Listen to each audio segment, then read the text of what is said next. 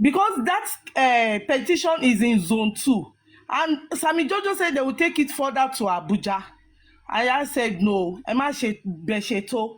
So like some days after, I went to Panti for other things too.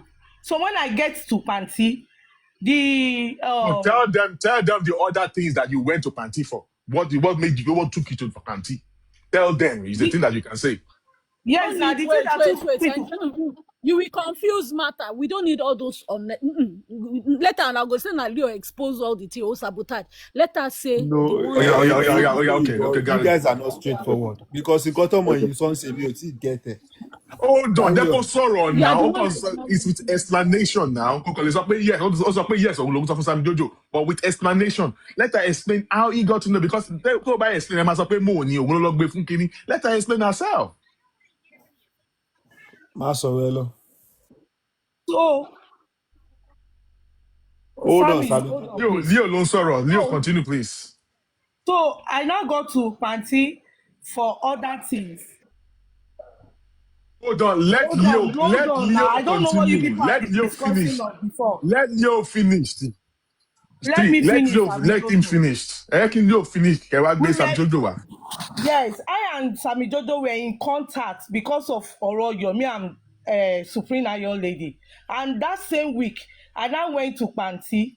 So the person in charge of Kiloruke, KC Mobad, the man now met me, the Olopa now met me. Now say, you are here again. They don't carry on a case, go Abuja. Which case? They don't carry every case that concerns pertaining to Mohbad case to Abuja. That was what he said. And that says I'm not here because of Mohbad case. I'm here for something else. And I said, have you told Yomi? I said Yomi is not in town now. That Yomi has traveled out. And I said, when did he travel? I said like 3 weeks ago. That was when Osheshe traveled by. I said like 3 weeks ago. He said okay. So immediately, I now called Sammy Jojo. Àṣé ọ̀rọ̀ Yomi àti Supreme Ayo Lady tí a jọ ń sọ lẹ́tí Supreme yẹn ti sáré gbé gbogbo ẹ̀ lọ sí Abuja ni. And at that time, I don't even know it was the boss man that went to that worked the case out to Abuja. So that was how I informed Sammy Jojo on that day. I was not begging Sammy Jojo. The bá Supreme sọ̀rọ̀ pé kọ́jọ́ let go ọ̀rọ̀ Yomi. Pé you should try and forget because I'm not in contact with Supreme. But I was in contact with Sammy Jojo and that was how it happened. Okay. So that is how I informed him on that day. Ṣó ti sọ̀rọ̀ tán báyìí? Yes. But gbogbo nǹkan tó sọ ń sìn, ó yàtọ̀ sí nǹkan tí bossman sọ. The truth is that èmi ò mọ bó ṣe ń parọ́, mi ò dẹ̀ mọ bó ṣe máa ń twist nǹkan. Mi ni mo ìfọ́ọ̀mù ẹ̀ báwo ni mi ìmọ̀ nǹkan tẹ́jọ́ ń sọ kémi tó dé. Ní sùúrù. Bí akẹ́lòmíì dẹ̀ sọ àbí kì í sọ because tí bá sọ ń sìn bossman. Talk. You say what you say. Let me say it first. Like before now, nǹkan tí bossman jẹ́ ká mọ̀ ní pé there's possibility mi ò gbọ́ bẹ̀rẹ̀ dáadáa má jẹ́ kọ́lọ́n dára ẹ̀ṣẹ̀ mi dì mí tí ibà sọ right. Nǹkan tó jẹ́ ká mọ̀ tẹ́lẹ̀ ni pé bóyá òun sọ fún ẹ pa case Abuja ìwọ wá lọ sọ fún case Abuja I mean pé ọ̀wọ́n transfer case kí ló ti ń pè case wọn tó lọ sí Abuja ìsìn nǹkan tí wọ́n ń try láti sọ ń ṣe ni pé case Yomi àti Supreme Iron Lady and they are two different things. What bossman said earlier was that you are the one that informs Sammy Jojo that wọ́n ti gbé case on spending and case wọn tí wọ́n underground tó ṣe wọ́n ti transfer lọ sí Abuja. You now inform Sammy Jojo like case yẹn wọ́n ti gbé lọ ni Sammy Jojo fi mọ̀ pé case on spending and the rest wà l'Abuja. Mi mọ̀ bí a mú sọ dáadáa. One minute, Leo. 1 minute. Engineer, let me just briefly explain what I heard here and understand.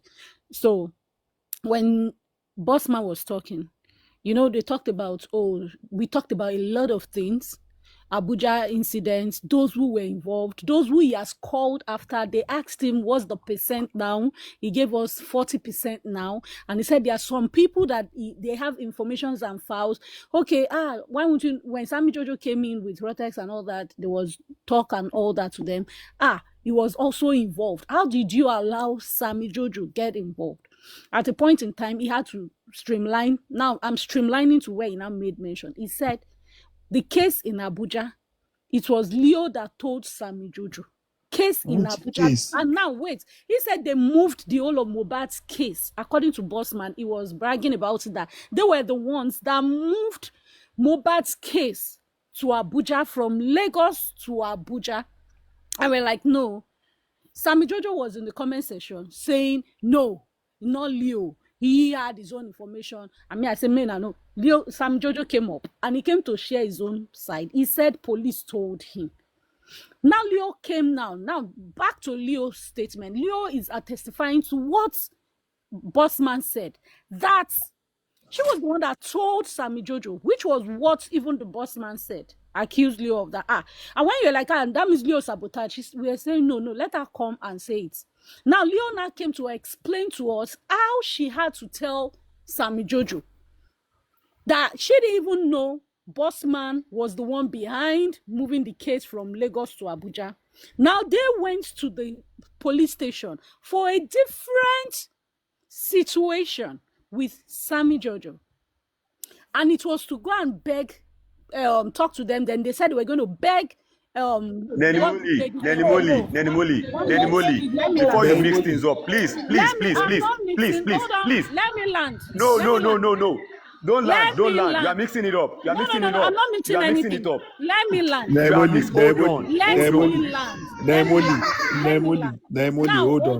Hold on. Leo said, wait now. I'm clearing you what Leo said. Kogun. You won't mix it. Leo is network Sammy Jojo all the time. Wait, Leo explain. You need to calm down. Calm down. Leo is explaining how she had to tell Sammy Jojo about case moving to Abuja. And Leo explained it that it was when she was talking to the officer, when the officer said, they moved Mohbad's case. She was not like, no, that they're actually begging for the Yomi's issue case. Then she told Sammy Jojo that, once he moved case, Mohbad lost Abuja. And that was when she was giving him information so that he will go speak to Aries. She said she doesn't have Aries' contact, but she has Sammy Jojo's contact. Do you understand that? But Nemoli, have you forgotten that when there was back and forth on this case, the likes of Supreme came out to tell us that. The like of what? Supreme, the camp, came out to tell us that they've moved that case to Abuja. That's what Bossman cleared now. Bossman said before it even moved to Abuja, he was the first person. Leo is now testifying that when they got there, they got to hear. Even this we also heard it from the likes of Supreme. Now then look at the engineer. Hold on now. Hold on. Leo, hold on. She's talking about the interval. You need to understand the interval. Hold on. Bossman is clearing. He said it. They were the first. A lot of them didn't know they have moved case. When Leo heard, she only discussed like, these are the things I've heard. Okay, but along the gist where she gave Sammy Jojo, the major job for Sammy Jojo was to go beg Thank you to drop the case with Yomi. But along the line, she gave what she heard to someone thank you. Case Mohbad lost Abuja. It's out of excitement. Do you understand? Thank you. These other people started coming into the Abuja matter. Hold on. So now, the first person that called me to pay me was Sammy Jojo. How Sammy Jojo got to know that I was involved in this and said, Bossman, I heard that you were involved. I denied that I was not involved in anything because I'm tired of people dipping their hand into my mouth. They want me to talk. It's supposed to be a covert story. We don't want it to get on the social media. That's why I denied. Hold on. I need to get clarification on this. Sammy Jojo needs to Mabinu. I need clarification. All right. Oh, Leo. Leo, I'm here. táwọn ọlọ́pàá sọ fún ẹ pé Bossman ló gbé kéèsì lọ sí Àbújá. No. What happened was that when I got to the station for something else. Mo gbọ́ nǹkan tó explain lẹ́ẹ̀kan. Báwo ni wọ́n ní sùúrù báwo ni ṣé wọ́n ever mọ̀ pé àwọn Bossman ní kéèsì àwọn lọ transfer kéèsì lọ sábà. àní mi ò tí mi mọ boss. So báwo ló ṣe wá mọ̀ pé. I only meet him. I didn't mention Bossman to Sammy Jojo now. Exactly. I only called Sammy Jojo pé gbogbo kéèsì Mohbad torí ọ̀rọ̀ kékeré ẹ ti gbé lọ sí Abuja. Okay. And Sammy Jojo now say the way he sang to me made me understand that he did not know about it. Meaning kò mọ̀ tó bá mọ̀ tó ti ń fi ọ̀rọ̀ sí pé lóòótọ́ ni ó ti pẹ́ tó ti gbé lọ. She understand the point mi bẹ̀rẹ̀. Yes. Give me a few minutes please, Sammy Jojo. So that evening Arifa now called me ní pé ṣé mo gbọ́ pé wọ́n ti gbé ọ̀rọ̀ lọ sí Abuja. Mo ní ìgbà tèmi náà dé station lẹ́ni ni mo gbọ́ ní pé mo dẹ̀ ti bẹ́ẹ̀. Arifa called you, Leo. Yes, he called me that evening. I'm just hearing this for the first time. I'm just hearing this. Let's not interject now. Let me so that I will not lose my Which station? Which station? Let me finish. That is panty now. Panty. Ibo ni what competition? Sammy Jojo, please don't interject first. Sammy Jojo, Mama Rush, interject. We ask me question, I will answer you. So there's no need for you to rush yourself. After all, me, Mokote discussed Kito Wabi by now, Emma Bami, that evening, once of all. Nǹkan tẹ́mi fẹ́ sọ̀rọ̀ náà mi kí lẹ́kẹ́. Wọ́n jẹ́ kémi náà sọ̀rọ̀ jẹ́ sọ̀rọ̀ because má jẹ́ kí kéèsì yóò fọ́nì gan and gbogbo nǹkan gbà mí èmi ò mọ understanding tẹ́ni o but question kan tí mo béèrè lẹ́ẹ̀kan ó ń lead sí nǹkan kan gbàgbé pé èèyàn kan anti justice àbí èèyàn kan justice àbí nǹkan kan tí ìwọ bá sọ fún wọn pé tí ìwọ bá sọ fún Sammy Jojo pé àwọn Bossman gbé kéèsì lọ báwo ni Bossman ṣe máa pe. Mix it up I did not make mention of Bossman. Please. Leo did not mention my name. Leo did not mention my name. Leo did not know that I want to. See, engineer, it's very simple. Engineer Mabinu, it's very simple. Yeah, I understand what Leo was saying. Leo mentioned Bossman. Wait, let's ferret it. From there, she got another information. Okay, lórí ọ̀rọ̀ kékeré báyìí ẹ gbé lọ sí Abuja. That was the reason why she called Sammy Jojo. You can please help me appeal to Aries. Lórí ọ̀rọ̀ Yomi. So how is that wigi táwọn gbé káàkiri? So that is the whole issue of going to Abuja. The whole case is from Bossman. Just let me start from where. Hold on. Where everything started. He started from the police command. Let me just say this. He started from the police command. Mute now. Sammy Jojo, hold on, please. Verity, nǹkan tí mo ń try láti. Mo fẹ́ moderator o, ẹjọ́ fi mí sí moderator o. You will not have power to mute o. Ilé tí Leo sọ̀kalẹ̀ ta ló drop Leo. Mi ò mẹ́rin tó ta ló drop ẹ̀. Bí ó drop ní bí a network kó máa padà. Let's leave Leo. Jẹ́ kí Leo sọ̀rọ̀. Jẹ́ kí Leo sọ̀rọ̀. Ẹni sùúrù. Point kan wà tí mo dì mú bíbá. Òótọ́ dẹ̀ ló máa lékè. Ẹ gbàgbé sáìdì tíyàn bá wà. Leo, kéèsì tí Leo bá lọ sí police station. Kéèsì ń pé ibi tí ẹni tí ọlọ́pàá gbowó lọ́wọ́ Yomi Fabiyi according to my own understanding o Yomi sọ pé òun san owó fọ́lọ́pàá kéèsì yẹn dẹ̀rẹ̀ Supreme Iron Lady àti àwọn Sammy Jojo ló ń fà. Ẹjọ́ ṣé mo lè sọ̀rọ̀ síbẹ̀ ibi tẹ́ ti ń convince nìyẹn o mo ṣe ní ẹ jẹ́ kí n ṣàlàyé délẹ̀ kẹ́ tó interject sí mi mo ní pé kéèsì kan wà lẹ́tẹ̀lẹ̀ tájọ tí ó jẹ́ kí èmi àti Sammy Jojo jọ máa sọ̀rọ̀ lórí ọ̀rọ̀ Supreme Iron Lady pẹ̀lú kéèsì Sammy wo ilé Jojo. ẹ̀là mọ́lẹ̀ kéèsì wo lẹ́jọ́ ń ṣe.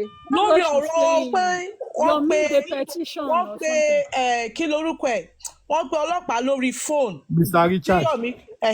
Yes. So Mr. Richard yẹn reach out to me that they have petitioned him through our Madaeri Sammy Jojo. I now said, ṣé lórí ọ̀rọ̀ yìí? I now reach out to Sammy Jojo. Ẹ jọ̀ọ́, ẹ má jẹ́ ká gbaṣẹ́ lọ́wọ́ ẹni tó ti ń ṣiṣẹ́ for years tá a dẹ̀ mọ bóyá wọ ẹnu iṣẹ́. Please talk to Madaeri to drop that case. Wọ́n dẹ̀ ní orúkọ Yomi náà wà ń bẹ̀. Yomi dẹ̀ ti travel gbà yẹn. So ìyẹn wà pending. That was what bring me and Sammy Jojo together. Ìyẹn wà pending. Now that is on the new zone 2 nìyẹn. Now there was a day I now went to Panti for something else. Bí mo ṣe wọlé ni má tó handle kéèsì Mohbad kọ́ pàdé mi ní ibi ẹnu géètì ni ló bá ní kí ni mo tún wá ṣe ń bí ṣé kò ṣe ọ̀rọ̀ Mohbad torí wọ́n ti gbé gbogbo kéèsì file Mohbad lọ sí Abuja ṣé nǹkan tí mò ń sọ yé yín mo wá wò pé èmi àti Sammy Jojo sọ̀rọ̀ ní ìjẹta ní pé kọ́ try láti bring petition yẹn down so my instinct now said it's from the Sammy Jojo pé bóyá wọ́n ti dé so I now called Sammy Jojo immediately pé ó ga ẹ ti wá fa kínní gùn tó dẹ́ sẹ́ pé wọ́n gbé gbogbo case file Mohbad lọ sí Abuja ṣe fẹ́ gba iṣẹ́ lọ́wọ́ ọlọ́pàá yẹn ni you understand me so the way Sammy Jojo now reacts to me my instinct tells me immediately that he does not know wọn mọ anything nípa ọ̀rọ̀ Abuja because he say so the reaction tells me pé they didn't know anything about it so that evening Arifa now called me wípé Leo wọ́n ti gbé case lọ sí Abuja ní pé Sammy Jojo ló pe òun láti béèrè lọ́wọ́ òun pé ọ̀rọ̀ case file Abuja bí ó ṣe lọ sí Abuja òun dẹ̀ sọ pé òun ò mọ̀ mo á ní èmi gangan because Arifa máa ń bá mi sọ̀rọ̀ dáadáa then mo á ní èmi gangan ni mo béèrè lọ́wọ́ Sammy Jojo if Sammy Jojo come and verify from you it means it's not from the Sammy Jojo. Let me start from there. Thank you very much, Leo. Thank you very much. Hold on, before Sammy Jojo, hold on, Sammy Jojo, please. I beg your pardon. Hold on, please. Now, I just want to add something. Hold on, before you speak, just give me 1 minute, please. Before you say this, give me 1 minute, please. I beg. 1 minute, I beg. Just 1 minute. Now, Leo, o petition ìyá Mohbad. On what to push the petition, and that petition was not in Panti, it was at Zone 2, near number 1. There was a day I went to police command. I went to go and speak with petition is in Panti. Hold on. I sent you the petition. Hold on. Let me speak. In Panti. You don't want to talk about. No, don't mix it up. Don't lie there. I don't like that. You know, I've never faced you. I sent you the petition. Hold on, Leo. Naimoli, I call upon you, Naimoli. I need you to pay attention to everything that they are saying, so that you will be able to pick. So that you'll be able to pick the truth from Leo and Sammy. Please pay attention to all these things. Now, I went to police command. I spoke to ACP Ayobami, and he was the first person who told me that the case file has been moved. It was the first. Then I now went to Panti the second day. They brought the transfer case here. I now went to Panti the second day. I saw and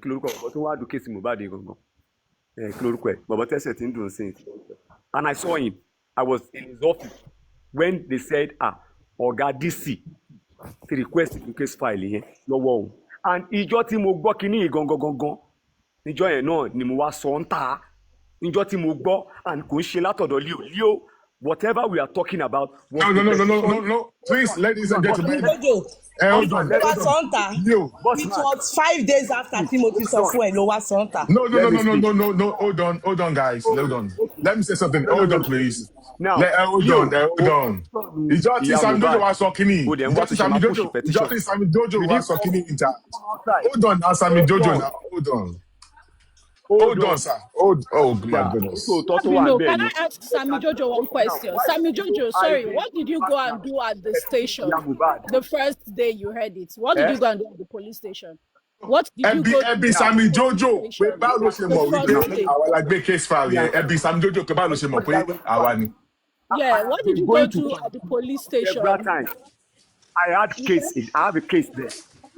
I Sammy have a case, So Jojo. the and Okay, case, I you how have a did went you hold know? for on, How mobile did you know phone it or was what? Bossman? How do you know it was Bossman that did the case, Okay, that how took the did you case know to it fight was Abuja? Bossman?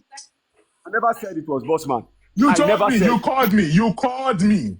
You Bossman. said you were told that, see, hold on. The day that Sammy Jojo called me about Abuja, after Anja Gbesi Albaini, báwo ni bàbá yìí ṣe mọ̀?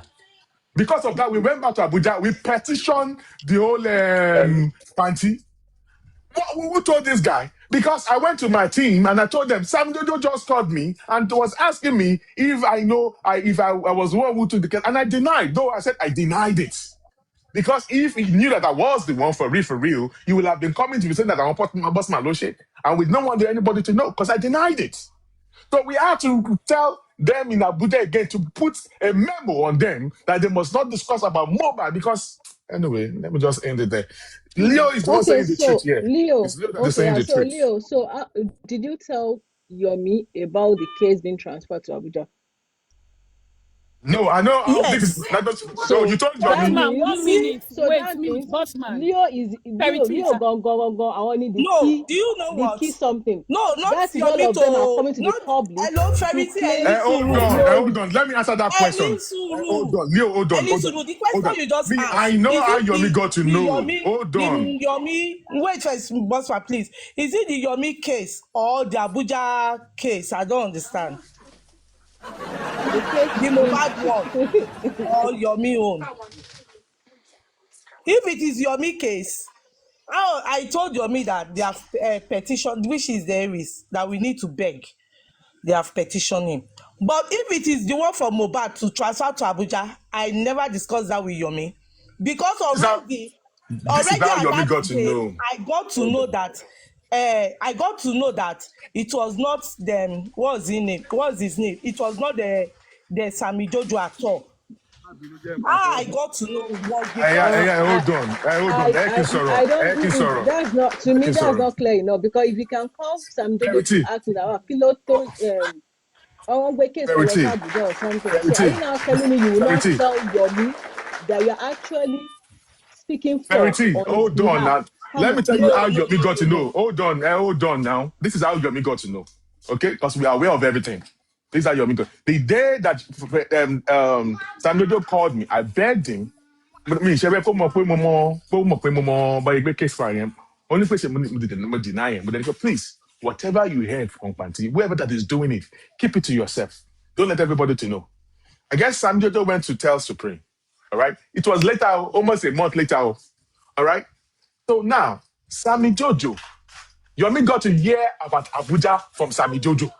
When Sammy Jojo was bragging about it on Supreme's platform. So when Yomi heard that, Yomi now called Officer Akinine Panti. One of the big fine that was when the police now confirmed to Yomi that is yes. So he sent a text message to the police, and the police, okay, the police don't know who were behind it. That was the police that was snitching to Yomi about Abuja to Yomi Mambasor, Nekpanti. So the police don't know about us, all right? The police said, okay, who now took the case of Abuja? Okay, now you now.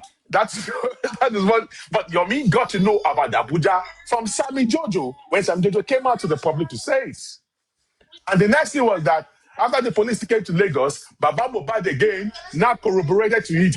Abuja, our presidency. That was our presidency name got into the same thing. That day we were just laughing behind the closed door, like okay, we were just laughing.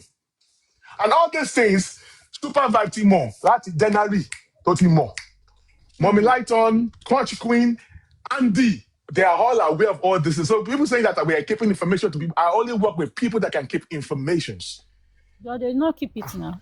No, they kept it. It's just that we have just few people. Just it's not. Okay, so No, that means the information got leaked from the outsiders. That's even no. Olopana. It's from the police. It's from the So police to Olopana Sammy Boboshe Jojo. keep information. Exactly. And you know what? No, What did we do? From what Leo explained, right? People were asking, so how did this person? It was the now, police. Sammy It was the Jojo can make police. his own inquiry further to know who. To know. No, hold on. When Sammy Jojo first came out, Ẹ̀dọ́bá rántí ẹja mi o. Ó ní òun wà ń bẹ̀ nígbà táwọn ọlọ́pàá yẹn dé nǹkan ní kúndẹ̀ sọ pé irọ́ ló ń pa. Kò sí kankan, kò sí ń bẹ̀. All right? The only person that we dealt with, that we worked with was Arifa. And why do we, at a point, we were like, who can we work with? I'm not in Nigeria. Commis Moses is in Abuja. Who is going to be? It was Arifa. And even when... Yes. Sorry, let me go back. It should be good to clear it out. Did Sammy Jojo call to confirm from you as well? He called me. Sam Jojo was the first person that I got to know about the case of Abuja. It was later I got to know that it was you that told Sammy Jojo. Okay. Sam Jojo was the first that called me. And he mentioned my name. I was shocked. And I went back to my team. I said, come on. Sam Jojo just called me, asking me about the case, moving to Abuja. And instantly, we collected your police are messing things up. Oh. Can you tell us, what was his question? Like, I just want to have a... He said that the police just told him that the case has been moved to Abuja and that he learned that I am the one behind it. When I heard that, because nobody knew about this. And I denied. I don't know anything about it. I don't know what he's talking about. Bossman, Toba would lie in the argument. There's one thing that I'm trying to point out. If Leo does not know who really is involved in this case, you get it. And the police too did not know. Okay. Sammy Jojo put a call to you directly, stating that. Reverse psychology go. Come on, see, Sam Jojo go more. Sam Jojo go more. Called Arifa too. So maybe he was making all his findings. No. Listen.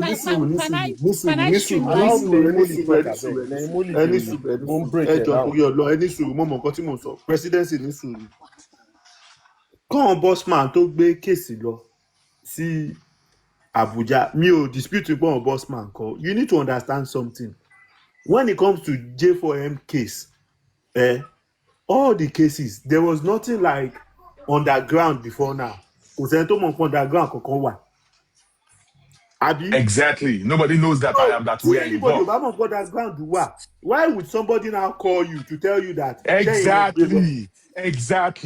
So I can't tell the police not even know it's because our chief until I don't faja. Because what did they do? We're asking them for some things. And that Mohammed and others were running away. And the next thing they did was that to shut us up, they quickly transfer. That's why we're telling that they were playing games. To shut us up, what did they do? They quickly carried them spending and the nurse to DPP. So this is the game that you guys want to play, Abby. So we're now looking at what's going to be the way out. So you're spending at his nurse in DPP. Till Corona in question law, Abby, because you cannot answer what we're asking for. That was what we're like, okay, what can we hold on now? Ejek can land now. That Kabali Magbag that Mohammed, ASP Mohammed, you believe that do you believe that he's working with the anti-justice? Yes, now. Is he aware that case in Los Abuja? He's going to be aware, of course. Hold on.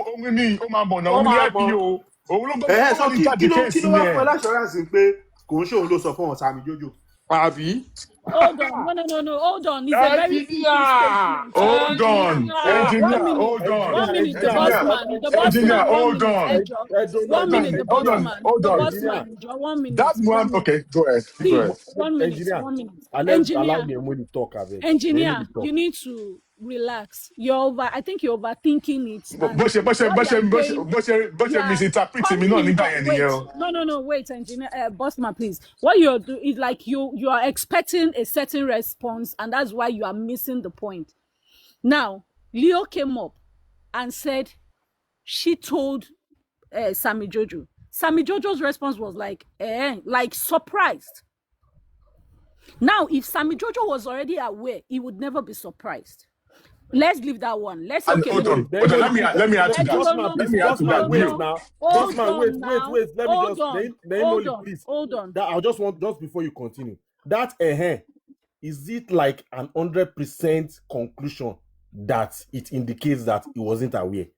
He was surprised. No, he was surprised. That was Hold whatever I on. was getting surprised. can mean anything. Bossman, I just Hold want on, the Can mean flow. anything. Flow so that we Listen. can Like break what it I down, said, so that that's people what will I not said. conclude. She's breaking it down. Like what I said is that it could mean he's aware, doesn't want Leo to know. Exactly. And another thing is, it could mean he did not know anything and it's a surprise for him. Now, where I look at it that it's a surprise is going forward now. It's alleged that he called Arifa to confirm. Right. Now, if he had already known before, 1 minute, if he had known before, he would not call Arifa. He will not call anybody because he already has information. Now he had to call Arifa. Arifa now had to call Leo. How did you know? Sammy Jojo just called me to talk about it, like ask about it. Now, this is someone who didn't have any information at hand if Leo had not briefed him a bit. And he kept on making his findings. Went as far as contacting the boss man. Now, from bossman's response, he might have used echo to get information from the bossman. And bossman, you would have maybe fallen by a mistake, or like you claimed, the man that is the Follow. I did not fall. I did not fall. I denied. Naimoli, you guys are the one overthinking this matter. I try to like break it down to you guys. It is what they said here. Nisuru. Bossman,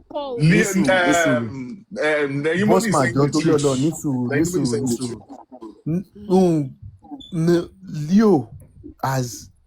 Leo has never confirmed here that he even knows that there is a case like Bossman or so is involved in this case.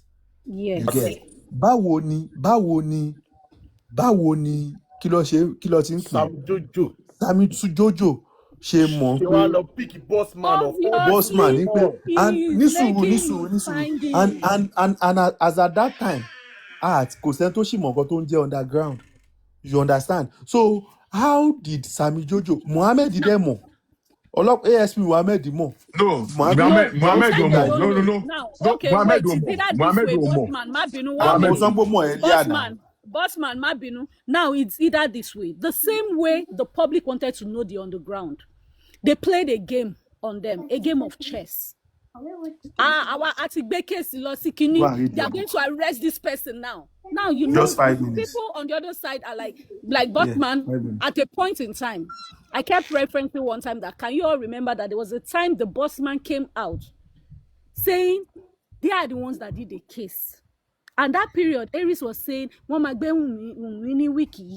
Yomi also confirmed. Baba then, they have not confirmed that there's a case in Abuja. But later everybody now came out and start claiming that they were the one that put the case in Abuja. Reason I said they played it a game of chess. The same way they wanted to know the underground. They pressured these people. There was never underground. Hold on. No, I like hold on now. I like what Naimoli, the case that when Naimoli brought up. Now let me say something. I like what the point that Naimoli is actually driving at. Now this is what happened. I want to let you know. I did not fall for. I did not. Please, let me talk, please. Leo, hold on. I did not fall for Sammy at all. The first person from me that I got to know, it was after fact I got to know that Leo was the one who told Sammy Jojo. When Sammy Jojo called me, he actually called my name, Bossman. I heard that you were the one who transferred the case file, all right, to apply, and the case file has been transferred about long time before Sammy Jojo called me. But at that time, nobody knew about anything about the case file. But the first person that knew about the Bossman, case why do you file, think Sammy Jojo picked you to call? I don't know, because when he called me like this, You would have made it Mr. fine Call. in Now the listen, Abuja. hold on, hold on. The only person that could have told Sammy Jojo was no other person, maybe that will mention my name to him. I don't know. I'm not saying it's Arifa. It's as simple as that. If Oh, Arifa mentioned my name, wa ó ṣe ń Be careful sọ̀rọ̀ now. straight ni. But Leo tó ń sọ yẹn with new explanation hold kò on now, click. hold on. Because number one, this Sammy Jojo called my name. I was not even in the picture in the public. We don't want the public to know. We know the reason why the case got to Abuja. I just told you, which challenged the police in Lagos. And they were running away. And they quickly, we didn't know, because number one, you people always want me to come to the public to come and say some things. As we're Boss talking man, ẹ right má now, digress, please. hold on, Má digress. bínú, má Hold bínú, má on, bínú, má hold bínú. on. I am In order explaining to get things. clarification in all Hold this, on now, let me land. Ìgbà wo ló sọ fárífá? Arifa was at the beginning, way back in last year, 2024, December. We already know that we're already. Nísù, o ò tí ì get. Ṣé kó tó gbé kéèsì yẹn kúrò ní Èkó? Ní Arifa ti wà Yes. aware ni. At Because if you listen to hold on. if you listen to what Nísù mo fẹ́ sọ pọ̀ so that you'll be able to respond. Tó bá gbọ́ nǹkan tí Leo sọ ń sìn, Arifa go mọ̀ pé kéèsì wọ́n ti transfer kéèsì o. Báwo ni Arifa ò ṣe mọ̀ pé kìnìún bí yóò ní pé Arifa ò Àbí bí o, Leo. according to Leo, Arifa ò jábọ́. Òbí òun náà ti ṣe bẹ́ni pé òun ò wọ̀n. Exactly, we only play ara in here now. Hold on. Because when we told Arifa, we said we're taking up the case file. We need somebody. Arifa. It was Mommy God that said that we can still deal with Arifa. I said that I hope this is not going to get to the public. Then Arifa was selected. I said, okay, I don't think so, but Arifa was selected. Now, when the police came to move with the case file, hold on. No, if you want to ask question, if you do. You say what? But I get question. I get question. Arifa name dropped you for Sammy Jojo. Yes, called you. Yes. But I don't know because Arifa was there when the case file was moved. Arifa was there. Okay, wait. The boss man, I want to ask you a question. Ẹni sùúrù. John torí Ọlọ́run. Comrade Mose kọ̀ọ̀kan sí. Nítorí ẹ jẹ́ ká máa ṣe clarification. Ṣé o ti gbọ́ nǹkan tó sọ? Arifa never knew about the case until kí àwọn ọlọ́pàá tó wá sí. That is Comrade Mose. That's why I wanted to. Hold on. Listen. That's not true. Okay?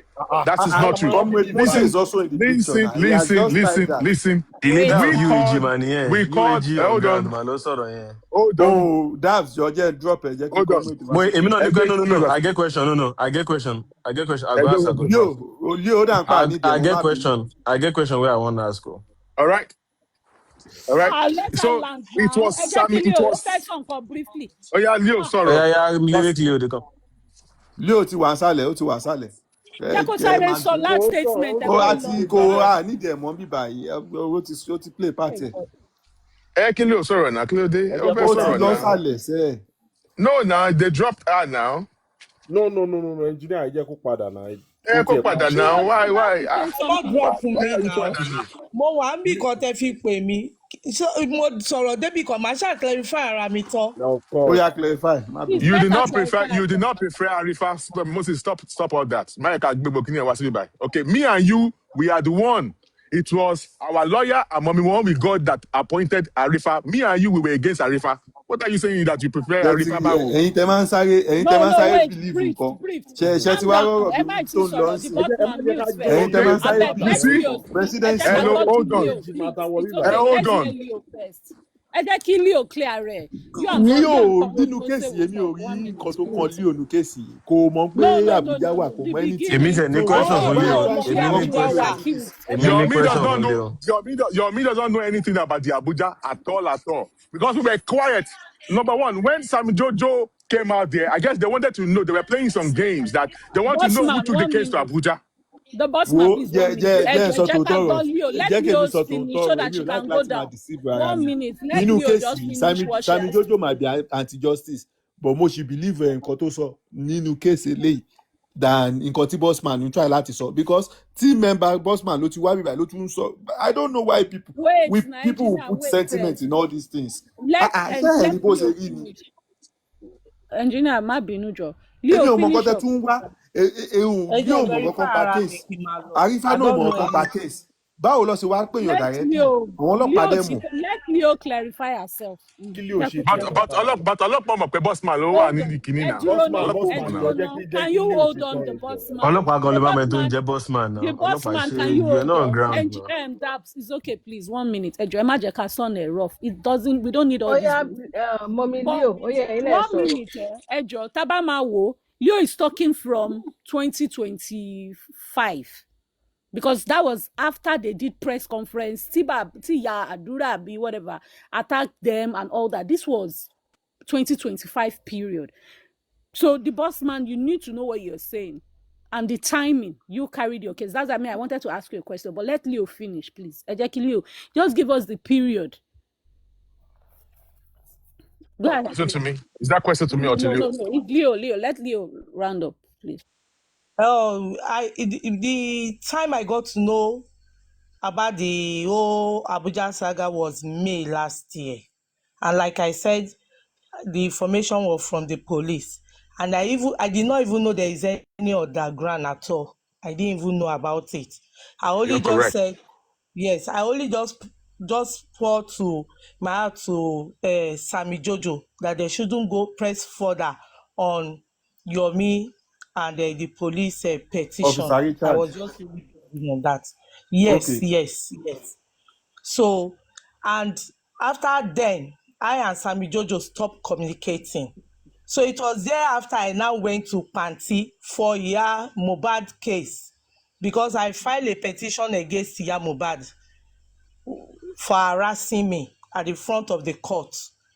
So when I went for further investigation on it, that was when the man now saw me, the policeman now saw me that, you are here. What brought you here? All case pertaining to Mohbad has been transferred to Abuja. I now said my own is different. Is I and Iya Mohbad. Eventually, later she came begging. So now I now immediately placed a call across to Sammy Jojo. It is because of you people case they took all case to Abuja, but your case was in zone 2, and this case was transferred to Abuja from Panti. In that sense, so it was shocked. I didn't really mi ò kà kún, but it was later in the evening when Arifa now called me that ibẹ̀ ni sense mi tó wá ń padà pé it means pé àwọn Sammy Jojo kan lọ ṣe iṣẹ́ yẹn.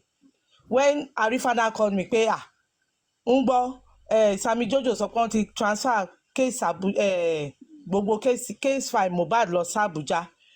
Mo ní I was the one that informed Sammy Jojo. And I was even thinking they were the one. It was 3 or 4 days after ni Sammy Jojo wa bọ́ta. I didn't even know that Sammy Jojo himself pressed further by making inquiry in everywhere. So Okay. that was all I ó clear sí but question kan mo fẹ́ béèrè má bínú. Now hold on. Okay, ní sùúrù bossman Bossman ẹ má bínú. jọ ní sùúrù ẹ jẹ́ kí Leo everyone please ìgbà tí Arifa béèrè ṣé Arifa because mo mọ̀ pé bó ṣe wà ní sọ máa ń read body language àwọn èèyàn ìgbà tí Arifa kí wọ́n pẹ̀lú Arifa sọ̀rọ̀ ṣé Arifa ìgbà tó read the body language Arifa ṣé o rò bí a ó mọ̀ pé àwọn bossman ló gbé kéèsì lábẹ́kọ̀ sọ̀rọ̀ generally. It was a general talk. So there was nothing like underground then. I didn't even know anything about underground at all. It Okay, was Arifa was surprised abi. Arifa Hello. ò ṣe I didn't see this. Hello. I mean, we were You all see, surprised. there was nothing. No. There was nothing. Hold on, guys. Nobody knew about. Hold on. Nobody knew anything about underground. All right, apart from the main members of the group and then Arifa. All right. And some other people that I don't want to mention their names actually know about that we're doing something. Now, my own surprise now is that Arifa is likely to be acting like Pomo Mokoko because he knows that we told him don't say nothing to anybody. All right. Which I believe that it might not is likely not to be Arifa that told Sammy. But how Sammy Jojo now got to know for him to come and ask me, that Anat Ojo told him. Now, hold on. How Sammy Jojo now got to know that me. But number two, but when I denied, he believed that I would not know anything about it. Because if he knew that I was there, he would have mentioned my name. But Adake. But behind the closed door, we were already existing, but we didn't want nobody to know. Just few people know. Maybe Kremel, Bollington knows, and few people knows. Even Oluis knows. Super Vibe knows. All right. So time some people knows about it. It's only people that I trust that I know that they can keep information that I spoke to. But when Sammy Jojo called me, I was shocked. All right. And then I reached out to my team. I said, Sammy Jojo might pay you. And instantly we started working on that. We started working on it. So be a journey. Bossman, just one question. When did you people start moving your case to Abuja? 2024. August 2024 is when we moved to Abuja, the first of 2024, and we were working on that thing. We've been doing that. We were asking them questions, but when we're asking them questions, they couldn't answer me.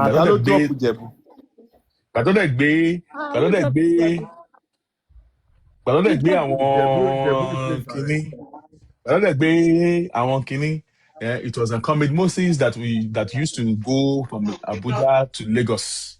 Okay, all right, Abuja to Lagos last year, early 2020. Early 2025 was when the case was transferred to Abuja. Early 2025. 2024. Sorry. 2025. Sorry. 2025. Late 2024, early 2025. No, go tell Sam Sheyan mi o. Ó ti ta sí mi o. Kò lè gun bíbà. Happy Sunday, ma'am. Light on. Father bá on block ẹ, má worry. Sorry. So who are the lot of people with Zake? Come with your real account that I told.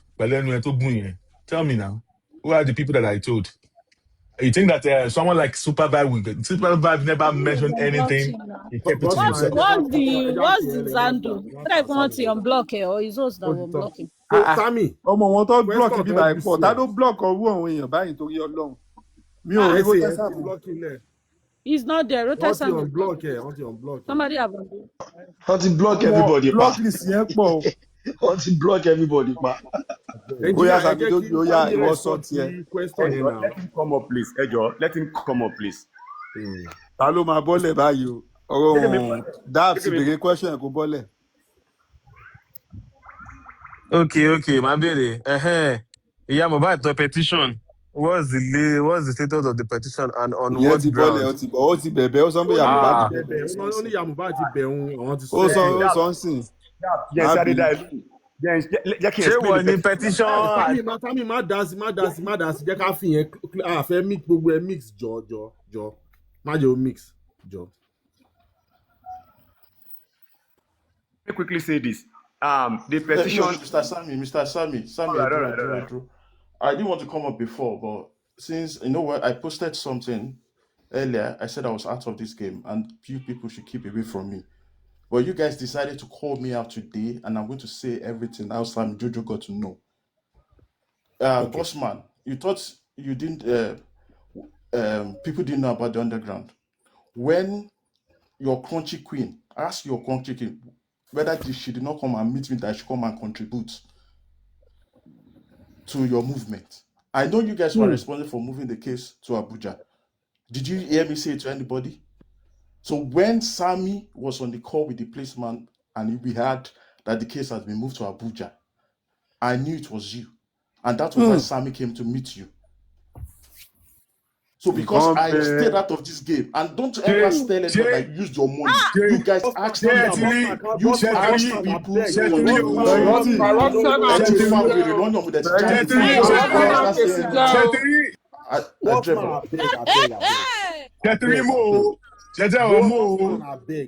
I think the bossman's question is very valid. How did Sammy got to know? That's why I say let's be patient. Let's listen to what presidency. Topic.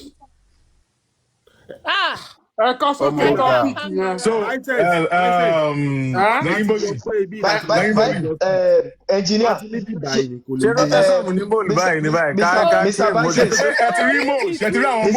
Mr. Biceps, ẹ̀rí kan tí mo sọ tẹ́lẹ̀. Ṣé mo pé mo ti sọ kíní tẹ́lẹ̀ pé Mr. Biceps, ṣé mo pé mo ti sọ fún yín pé ká tó lè gba justice gbogbo pípù ìgbọ́dọ̀ Ìjẹ̀bú, I put it to you. This protest is a mole. I put it to you.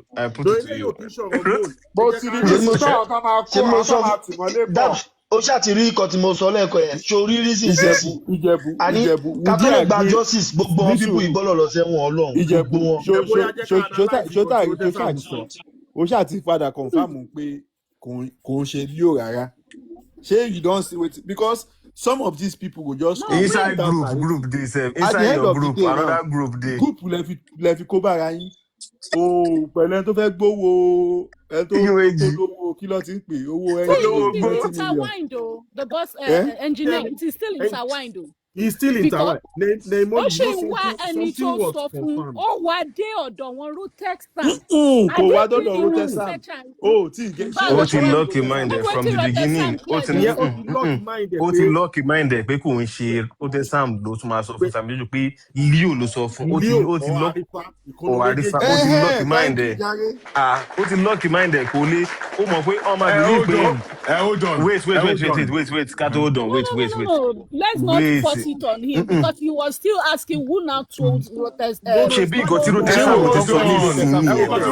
sọ now let me explain Rotexan ti sọ̀rọ̀ hold on kí explain kò tí Rotexan sọ ó ti sọ̀rọ̀ Rotexan sọ fún mi pé inside the people wey dey tell story. Hold on Rotexan ti sọ̀rọ̀ dáadáa. Why trying to explain what Rotexan said? You must also no people were all here now. Just hold on. Speak to just hold on. Team. Ask somebody from your team asking for contribution. Are you aware of that one? Listen.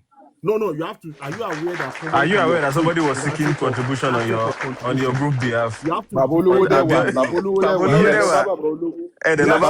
sold you out. Hold on. Now, tell me something.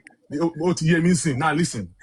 Number one, the case file was already moved before Koshi couldn't even got to know about it. Okay? Number one. It was when they wanted to come for reinvestigation. I went to Kosh Queen. I said, I need the word deal. Okay? And Andy. That was when Koshi Queen, the case file has already been moved. Yanko? But you don't want to accept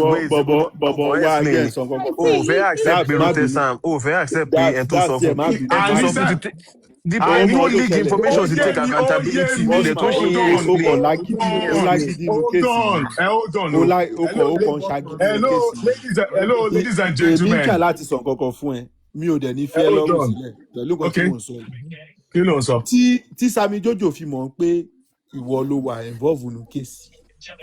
That means insider person ti fún ní information. Arifa tí mò ń ṣe Leo because both Arifa and Leo ní sùúrù Demoli. Both Arifa. It's not about this matter. Please, can the comment section be nice? Lè máa bú àwọn èèyàn, ẹ lè máa ṣépè fún wọn lórí up. Àwọn tí mo ti dé níbà yìí, ọ̀rẹ́ máa gbọ́ information. Ṣé ọ̀rẹ́ ti mú mi níbà yìí? Ẹ má ṣépè ẹjọ́, ẹ má ṣépè ẹjọ́. These are ti mú mi. Àwọn tí wọ́n ní iṣẹ́ ń ṣe. Presidency, o ṣáà ti get nǹkan tí mò ń sọ. Because tó bá wo statement méjì mo dì mú bíbá yìí from Leo and from Comrade Mose you get èmi ò mọ̀ bí kíní ṣe fẹ́ twist ọ̀rọ̀ yẹn kò sí bí Sammy Jojo ṣe máa mọ̀ pé ìwọ ni tó máa pẹ̀ dáì because as at that time àwọn kan follow J4M kò sẹ́ni tó mọ̀ pé underground kankan wà àfẹ̀yìntẹ̀ wà underground. kò sẹ́ni tó mọ̀. Bossman, did you at a point ask Sammy Jojo? Only lie Did there you, was it was sorry, did one you at a point caramel. in time One ask caramel. Sammy Jojo? How did you know it was you? Did you Number ask one, Sammy Jojo? no, when he came to me, Sorry, I was like, wait. First of all, do you know that Rotter Sam is aware about you? Were you aware? No, Rotter Sam was not aware. Okay? Now, because later time was one saying, oh yes, why you remember? It was when hold on. What do you mean? How Rotter Sam got to know since he mentioned Conch Queen, all right? It was the case file has been transferred already. It was when the police were now coming for investigation. Okay? That was when Conch Queen got to know. It was around that time. Arifa more now. Arifa more. Listen. Ẹni tó bá yín wà Naija tó bá yín gbogbo yìí. Forget. Ó ti sọ̀rọ̀ nípa ilé ẹ̀kọ́ náà. Are you saying that Moses is lying? Hold on. It's not only Comrade Moses that work about it in Nigeria. The Comrade, hold on, listen. But on the publication, you said UAG. UAG is the publication now. Hold on now. I am done talking. Engineer, I'm done talking. Ìkọ́ tí mo sọ last lẹ́sìn máa ṣe. Gbogbo wọn pípù ilé ẹ̀kẹ́ tì mọ́ léfẹ̀. Gbogbo wọn ló yẹ kó lọ ṣẹ̀wọ̀n sẹ́ ẹ̀ Ọlọ́run.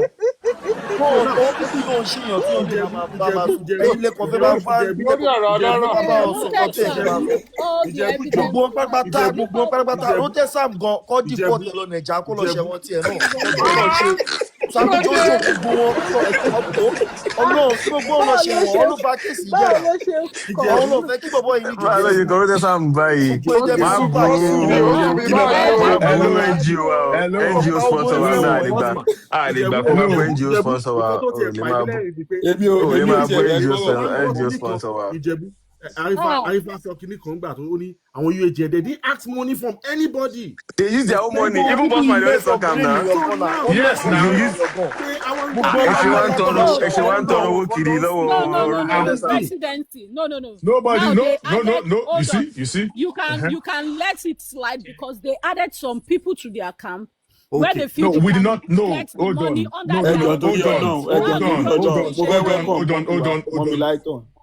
Hold on. Now, hold on. Now, listen. Conch Queen is my go-to person. Okay. It's still the same thing that I'm saying. Hold on. You have to read She is not a member. Exactly. She's not a mole. All right. Just listen. Hold on. Now. Hold on. After the case file was moved and the police didn't come to the they said, Tomo, we have money on grant. When you to Conch Queen, we needed a little bit of assistance to add to this. All right. So we went to people that we know that are my friends. Conch Queen. All right. We went to Andy. All right. And that is how they got to be involved about it. So they were already aware of the case in Abuja. That is it. So, but that was after the facts. When the police were about to come to Lagos for investigation. So, hold on.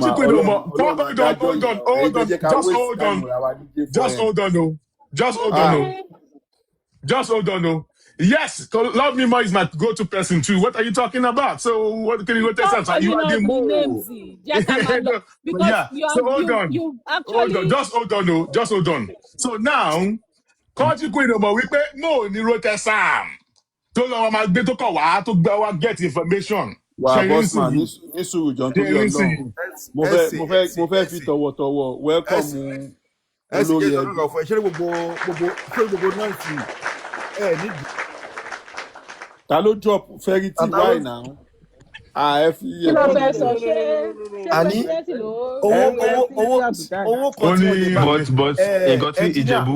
Engineer, owó kan tí mo lè bá yín dáhùn J4M yìí tẹ́ bá ti ready wípé ẹ ti ready láti gba George àbí kí ló kọ ẹ kí ni bàbá ń lò yìí. Black Maria. San. San tẹ bá San. ti rẹ́dì láti lè gba Sam tó yẹ pé ó lè bá wa ṣe tó máa gbé gbogbo pípù yìí tó máa deport gbogbo ọ lọ sẹ́wọ̀n wàláì máa dáwó yẹn bó jẹ́ 2 million ló kàn mí wàláì máa dà ọlọ́run máa dà wàláì tàlà wàláì ó fẹ́ rọ́bọ̀sì máa lẹ́wọ̀n ó fẹ́ rọ́bọ̀sì máa lẹ́wọ̀n. pípù yìí sẹ́ni fẹ́ kọ́ ṣẹ̀wọ̀n ọlọ́pàá kí ló jẹ́ ẹ wo gbogbo nǹkan tó ń sọ gbogbo nǹkan tẹ ti ṣe látẹ̀yìn ó mọ tó kù mí jù Ìjẹ̀bú ó mọ tó kù mí jù. So I should come and tell you who is this Ìjẹ̀bú guy I should come and tell you about what that is lẹ́yìn ẹni kí wọ́n sọ fún ẹ. yóò náà tún fẹ́ rọ́ọ̀bù ara ẹ̀ sínú kéèsì. ẹ jẹ́ kí Prince sọ̀rọ̀ ó máa drop ẹsẹ̀ dúró ẹsẹ̀ Prince máa drop ẹ jẹ́ kí Prince sọ̀rọ̀ ó máa sọ̀rọ̀ ẹ jẹ́ kí Prince sáré sọ̀rọ̀ Prince ò lè sọ̀rọ̀ bíbá yìí ìgbà tí ọ̀rọ̀ Yomi Fabiyi sọ̀rọ̀ ayé ọba méjì ni ọba méjì wọn sí online gbà wọn sí online nígbà tí Yomi wọn sí online. Prince ṣe àwọn tẹ fẹ́ dájọ́ wọn yìí ṣẹ́rí wọn yìí sí. no the prince ẹ lè dájọ́ wọn eléyìí o. ẹ lè dájọ́ yìí o. no nísìnyí mi ò dájọ́ anybody ẹ yẹ sọ kókò fún ọ̀rọ̀ méjì mo fẹ́ sọ number one most of our ọ̀rọ̀ tó ń sọ ń bì kò yí bọ́rọ̀ yẹn ṣe rí nìyẹn mi ìdẹ̀ ní sọ nǹkan tí mo mọ̀ ń pa ẹ̀. number two ẹni sùn number two ṣé àwọn tí wù mí àwọn ni ló mọ àwọn ẹni tí wọ́n bá dì so àwọn ẹni ló máa lọ sọ pé yes ẹni báyìí làwọn bá dì gbogbo náírà tá à ń ṣe láti jọ they will make any sense story gbogbo àwọn èèyàn ní báyìí sọ pé ẹni báyìí làwọn bá dì láyéláyé ẹ ní gbogbo àwọn wá sọ fún mi. sọ̀rọ̀ tó ẹ̀gbọ́n mi. that's gonna be west ọ̀dẹ̀ bye bye. Please, ẹ má jọ èyí náà wà ní underground yìí táwa lọ underground. president ló sọ pé àwọn làwọn gbé kéèsì lọ Àbújá. ọ̀rọ̀ Prince yẹ ká gbọ́ mo fẹ́ kẹ́ ẹ̀ dìbò sí i ṣe rí pé Prince wà eager láti sọ̀rọ̀ sí kéèsì oníkéèsì kó máa dọ̀la lórí pílátífọ̀mù yìí tó bá sọ pé kó sọ̀rọ̀ pa Òjọ́lá àbí kíní kan sọ pé àwọn ọmọ wọn dà rẹ̀. ẹ máa gbọ́ Prince máa sọ fún wa pé all these things you are saying Yomi ti sọ gbogbo ẹ fún mi àìfẹ́ gbọ́ yẹn o. ẹ̀jìnlẹ̀ bá a fún supervise látẹ̀wọ́ supervise ti gòkè. ó dà ń pé supervise I don't know when you go. hold on. ìwà lọ́wọ́ sí lọ́dọ̀ tó pọ̀. ẹni sùúrù àgbà supervise mi ò mọ̀gbà tó join wa but there are so many things tí bossman ti sọ bíbá ilé mi that ó fi ẹ́ ṣẹlẹ́rìí o you get I don't know if you are in their team or Supervibe is not our team. I told you that it's not. Command had the things. No, that's it. That is a member of our team. I tire for you. So don't even try to. But the way you are putting it to him, you are saying it the way you always twist things, bro. No, that is the problem we had with you in the first place. He wants to say it by himself that he's not. ìlàyé ìlàgbára o àgbà tí gotesam ti lọ ṣe apology òun ni ṣubimi ti ń lo sáà fún gotesam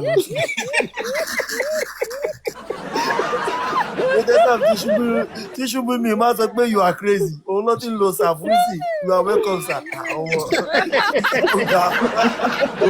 a dẹ̀ fẹ́ gba justice.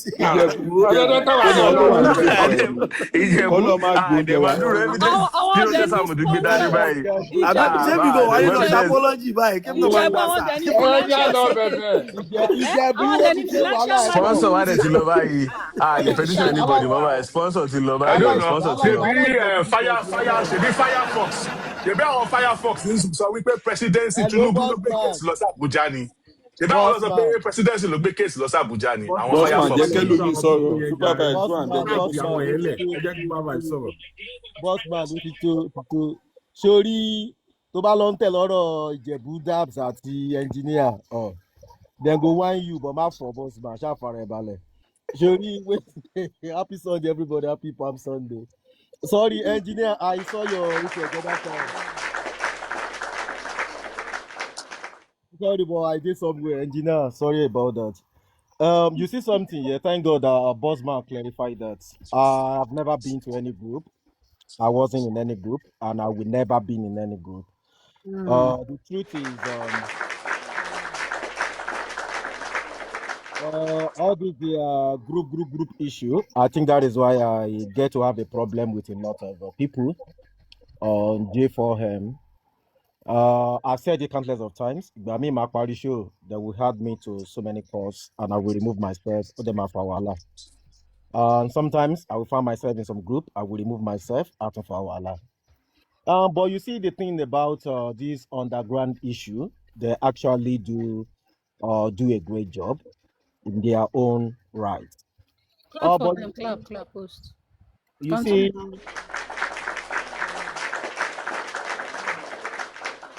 see, something I would like to say is this year there are about 6 groups to 7 groups on J4M, and I think the most needful. Super vibes Oh, ti super sọ vibes, tipẹ́. super vibes. Super Yeah, vibes ó And ní share 7 assumption. ni wọ́n kà. Hold on, Emily. hold Share on, assumption. Assumption, ní you go sùúrù mention all náà the group engineer and dẹ̀ their là ń wò names. If you talk say hello 5 groups hello dey. hello tí mo ní engineer àwọn tí mi ẹ wo ṣàgbàgbàlà bíbà mi yìí náà ní lẹ́yìn sùúrù náà mọ́lì jẹ́ parí ọ̀rọ̀. lẹ́yìn mọ́lì hold on àwọn tí mo mi wà bíbà Engineer yìí jẹ́ o parí ọ̀rọ̀ mi they lọ́jẹ̀rẹ̀ are ní here for sùúrù náà. information o they are here for information Gba o. kò sí information kan. Engineer ní Gbogbo Kò sí information tẹ information keep kankan tí látijọ́ yìí. anybody Bossman. hide kankan, Gbogbo kò sí information tẹ gbogbo ẹ̀. engineer keep ní sùúrù látijọ́ yìí. náà Kí ló náà. ṣe fún wa? Ó yá ní sùúrù engineer ní sùúrù. Sorry about what Bossman was saying the other time pé their groups took something to Abuja and all of those things. You see how I got to know was so simple. I think in the beginning they were doing their stuff. Engineer mute now. Kí ló dé? Mute, Má fi engineer yàrá mute. kan wà. Engineer mute now. So I think they were doing their own thing by themselves. Probably maybe they eat the rock at a point financially. So I think that was when they tried to reach out to some people. And that was how I got to know they reached out to me too. You understand?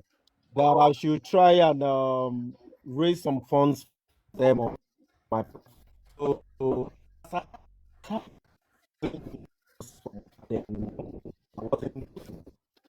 Your network o. Bàbá network yìí ti gbà bọ̀dé o.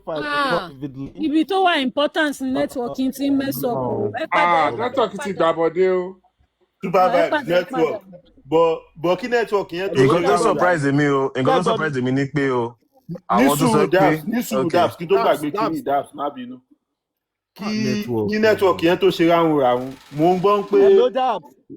Can you guys? à ń gbọ́ pọ́n tọrọ owó níbì kan à ń gbọ́ pọ́n tọrọ owó níbì kan à ń gbọ́ pọ́n tọrọ owó níbì kan ẹ bá wa ṣé wọ́n tọrọ owó lọ́dọ̀ yín náà. Hello, any sùúrù Don't go now. accept financial need now. Oh yeah, go ahead. Want to read? Rock.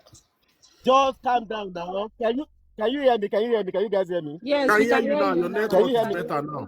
Yes, It's we can better hear now. you, Mr. Gentle. Okay, sorry. I'm close to the stadium, that's why. So I think what happened was that time they eat the rock, so they need money.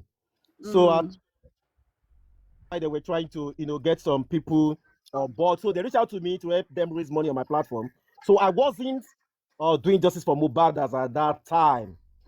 So and I asked questions. What exactly, is the motive behind all this? So they tried to convince me. I asked for some documents. Let me get hold of some things that I could believe, guys, of what you're doing. So send some stuff to me. I read through. I tapped on it. And but then you people are giving me. Hey, the network again, no. Who have also contacted me, and they sent. This your network. The internet is against your submission, to be honest. The internet is not giving you justice at all.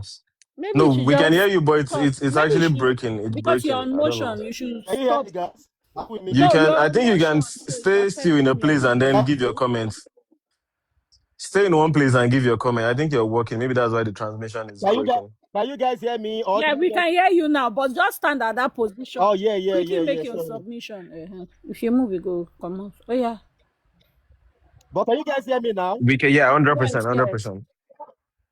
Okay, all right. So I think it was because of they needed some financial assistance that time.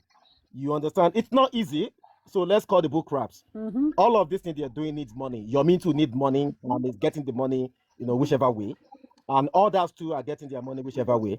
So I think that is why they reach out to people for assistance. So I was only telling them to give me a proof of what they want to do. So that's why they gave me some things to read through, which is some documents, and I read through it, and I'm like, okay, this thing you guys are giving me, I think there are some groups as well who are also doing the same thing you guys are doing. So they try to convince me then too that okay, it was they who are doing the thing, and I'm like, okay, that is cool, but me, I know they do justice for Mohbad at this moment because I don't know what is going on. So I wasn't, on the Mohbad thing, but I was listening to everything going on, but I wasn't hosting. I wasn't going to any platform. Let me say almost close to a year then. So, but they keep convincing me that I should try.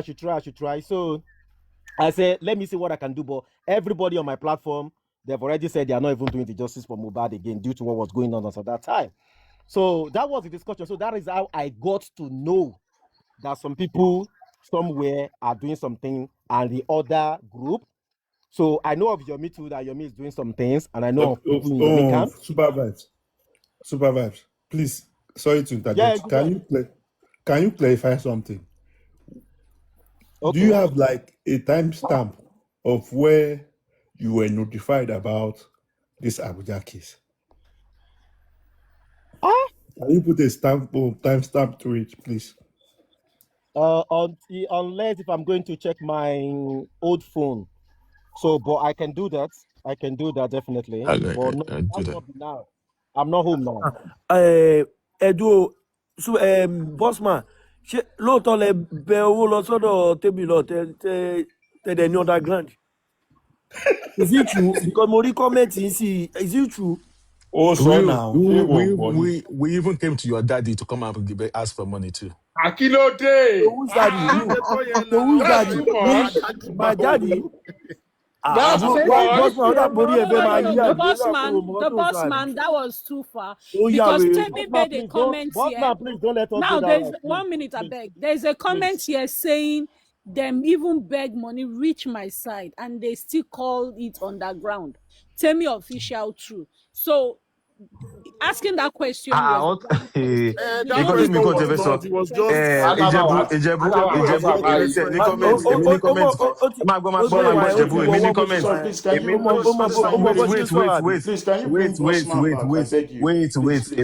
èmi fẹ́ sọ nǹkan kan. ó lè wá máa pàṣẹ fún wa ní àlàyé farabalẹ̀ owó ní kò gbé bossman padà wá bíbá. àlàyé farabalẹ̀ wait ìjẹ̀bú èmi ò wá mọ̀ bóyá ọ̀nà ọ̀nà bọ́lẹ̀ ìjẹ̀bú máa gbọ́ àwọn pípù yìí wọ́n máa ń ṣẹnu kiri lórí platform. We did so with our own money, no contribution, nothing, but meanwhile ẹ̀ ń tọrọ owó. That's nǹkan tí mo gbọ́ dúró lẹ́yìn ó wà disappointed. No, you cannot be. No. You cannot come here and be making mockery of it. You cannot say you're no. They go exhausted and they can ask. Please, guys, wait. Now, when they were bragging, they are bragging with their people. 1 second. That's 1 second, please. Don't let us belittle what they are doing. Yeah, you don't get the point. No, you don't get my point. No, they are claiming they are doing it with their own way. Please, Dabs, please, I will see truth, they lie. I don't believe it. Bossman made a statement that I am a mole. So I want, if everybody can remember, the day Arifa did a live after Yomi first came out and said he was responsible for arresting Spedding. Who can remember that day? In the night, I can remember. Yeah, I was there. Who went to Arifa's platform to challenge Papariano?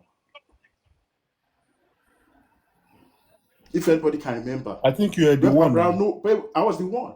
Yes, because you were the one, yeah. They didn't tell me. I knew the day after they picked us spending, Arifa was spotted in front of Lion Building. Because that was where they kept spending. I knew they were the ones that did it.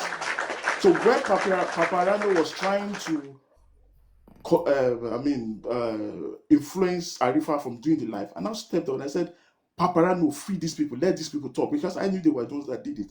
There is no fight about it. But what happened was when I now spoke with Queen, and Queen told me the nasty situation they put Spending through. That they were going to implement torture. Which of the Queen? Is it Queen of Energy? Queen. No. Or Queen Alaja? Please specify. Queen, the owner of Charlie Queen Dog. Charlie, yeah, Queen Charlie. She told me because she thought I was responsible. She got across to me and I spoke to her and I said, I know who did it, but I'm not aware. And she said they chained this guy down for 4 days, 4 nights, close to a toilet. They didn't give him any food, any water, and they transported him to Abuja. And people were using my name, and I felt touched. And I now called, what's his name? Moses. Moses was shocked that I got his number. And I said, look, what Queen told me was this guy has been granted bail already, but they're asking him to pay 3 million naira, and she's not ready to pay any 3 million naira. And Anna said, see, they've released this guy. Talk to these police guys. Let him go free of charge. You can't take him from Lagos, lock him up 4 days, bundle him to Abuja, and you expect him to pay 3 million naira. But Moses was angry that why am I getting involved?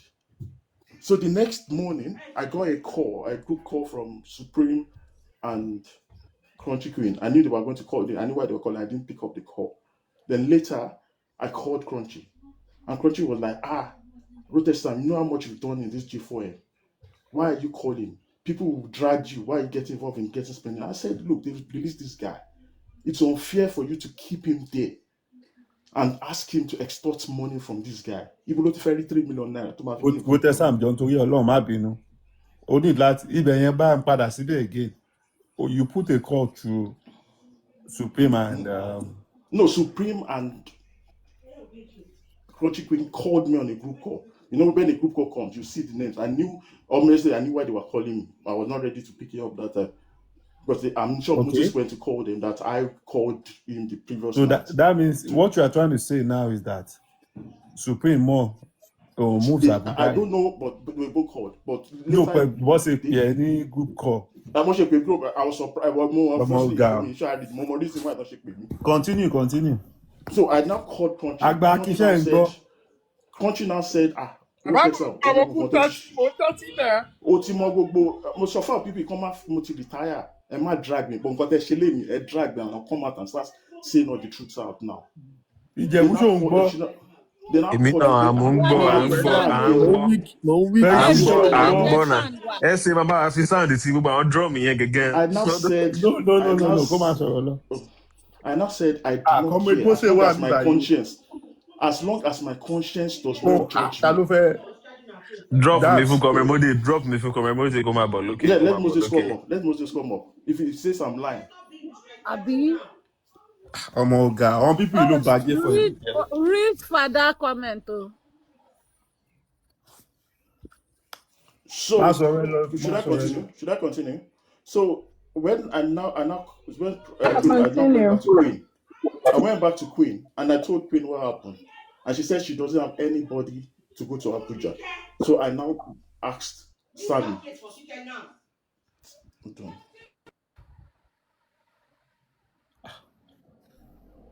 Èmi ò tí understand the party. Okay. What part are you confused? When they called you on a group call, maybe you should try and explain that place better, please. He didn't pick. I said I did not pick up the call. I got the call like 7 a.m. in the morning, UK time. Okay, carry on. So I knew for them to call me that early, it was going to be because of the call I made to call me mostly. Okay, just your assumption, right? Obviously that was right. So later when okay. She now said, Bossman to pay me. Bossman to pay me. Ocean pay people will drag you. That why are you getting involved? And I said, Queen told me the situation this guy is, and it's unfair. And she said she doesn't give a hoot if this guy is tortured or wherever. And I'm like, it's not fair. Until form in freedom. So I now asked Sammy, please, can you go to Abuja and find out what's there? And when we go to Abuja, we found out a whole load of stuff that exposed this thing was just a full charade. Even the 3 million, at the end of the 3 million, and not 3 million, 500,000, not if you spend in there. And I tell all of you that have been shouting, oh, presidency, blah, blah, blah. If it's really ego, not common for all. Since these boys, Edamola and spending, have been locked up, as they gone back to Abuja. And I said, don't stop lying to the public. You guys have no case. This case has been, even went down to the IGP's office. Ish. where the case has been returned back to Lagos, and you keep coming to the public, giving them false hope. The police have done a thorough job, but you Where people cancer cannot tell center the can be public called the police again? have done a thorough job already, and there is not in this case. Now that Rotesa, you're coming back and Rotesa, telling the same story, Oh. 40%. Rotesa, Rotesa, John torí Ọlọ́run. Mm. ẹ jẹ́ kí comrade náà sọ̀rọ̀ ẹ̀jọ̀. Ẹ jẹ́ kí comrade clarify Come and say yours. ọ̀rọ̀ àrífà yẹn jọ. Comrade clear that part jọ. Má jẹ́ kó ju bẹ́ẹ̀ lọ jọ. Comrade Mose. Èèyàn IGP ẹ bá a clear Ọlọ́run máa side jẹ́ yẹn. kí 27 dog ṣiṣẹ́ o. Good evening, everybody. Good evening, comrade. How you doing? Yes, how is work today? All correct.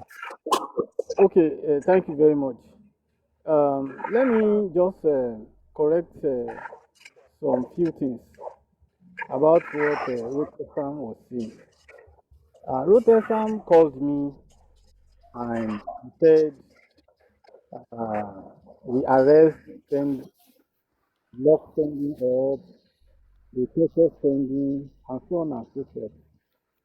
And he was talking to me directly.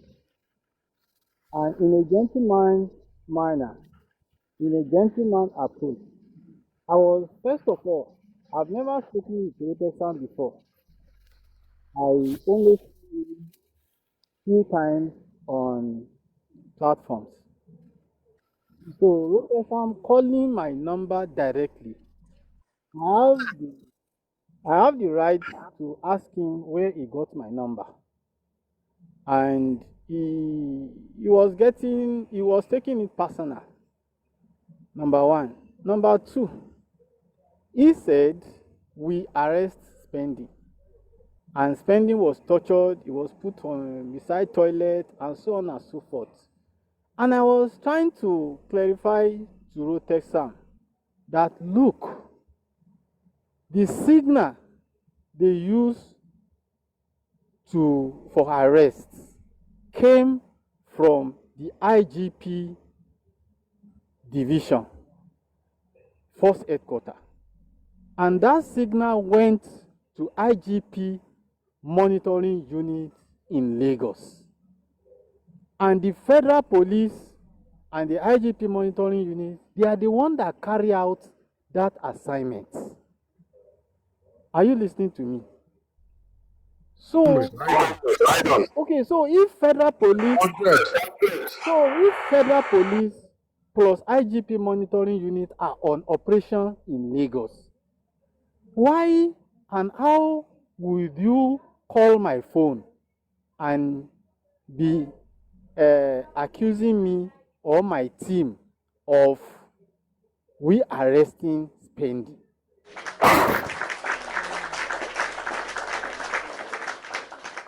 That was what I was trying to explain to Rotesam on phone.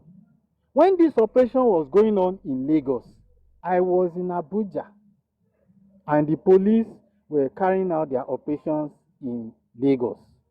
And let me correct one notion.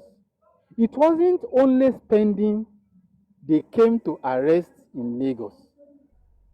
They went to Adura. Slightly, they missed Adura. They went for Darosha. They went for, what's her name? They went for Wumi. They went for, what's his name? Comrade Mose. Let me land. You know, I don't talk too much. Okay. Kind that I have to talk. Let me explain to Rotesam. Are you listening to me?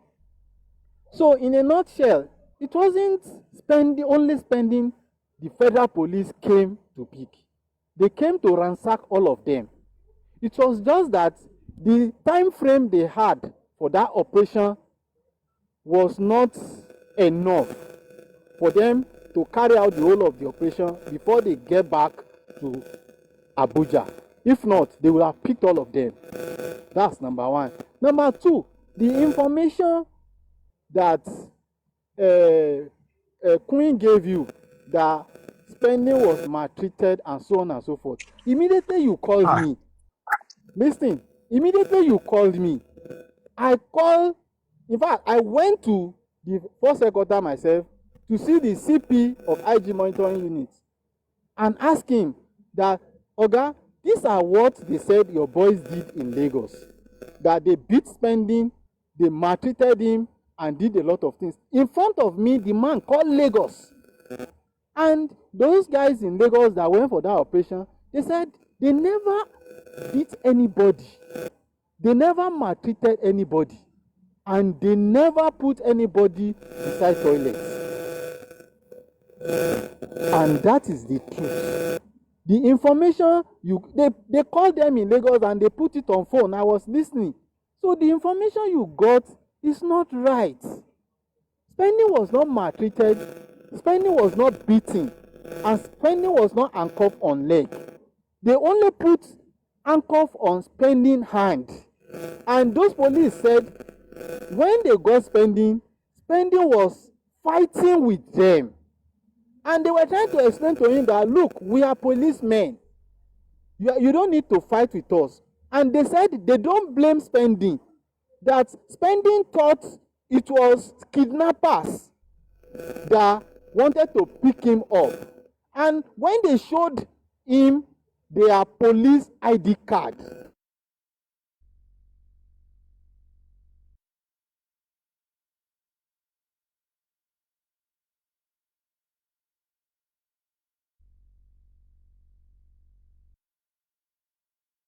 bóyá bọ́lá ti pé fẹ́ ti gbọ́ àwọn UAG ti pe comrade yẹn. àwọn bí wọ́n ti fẹ́ release the petition gbà yẹn because ọmọ àwọn people wọ́n ti ní kí comrade Moses drop o. Àwọn UAG ẹ tún ṣe léyìí o.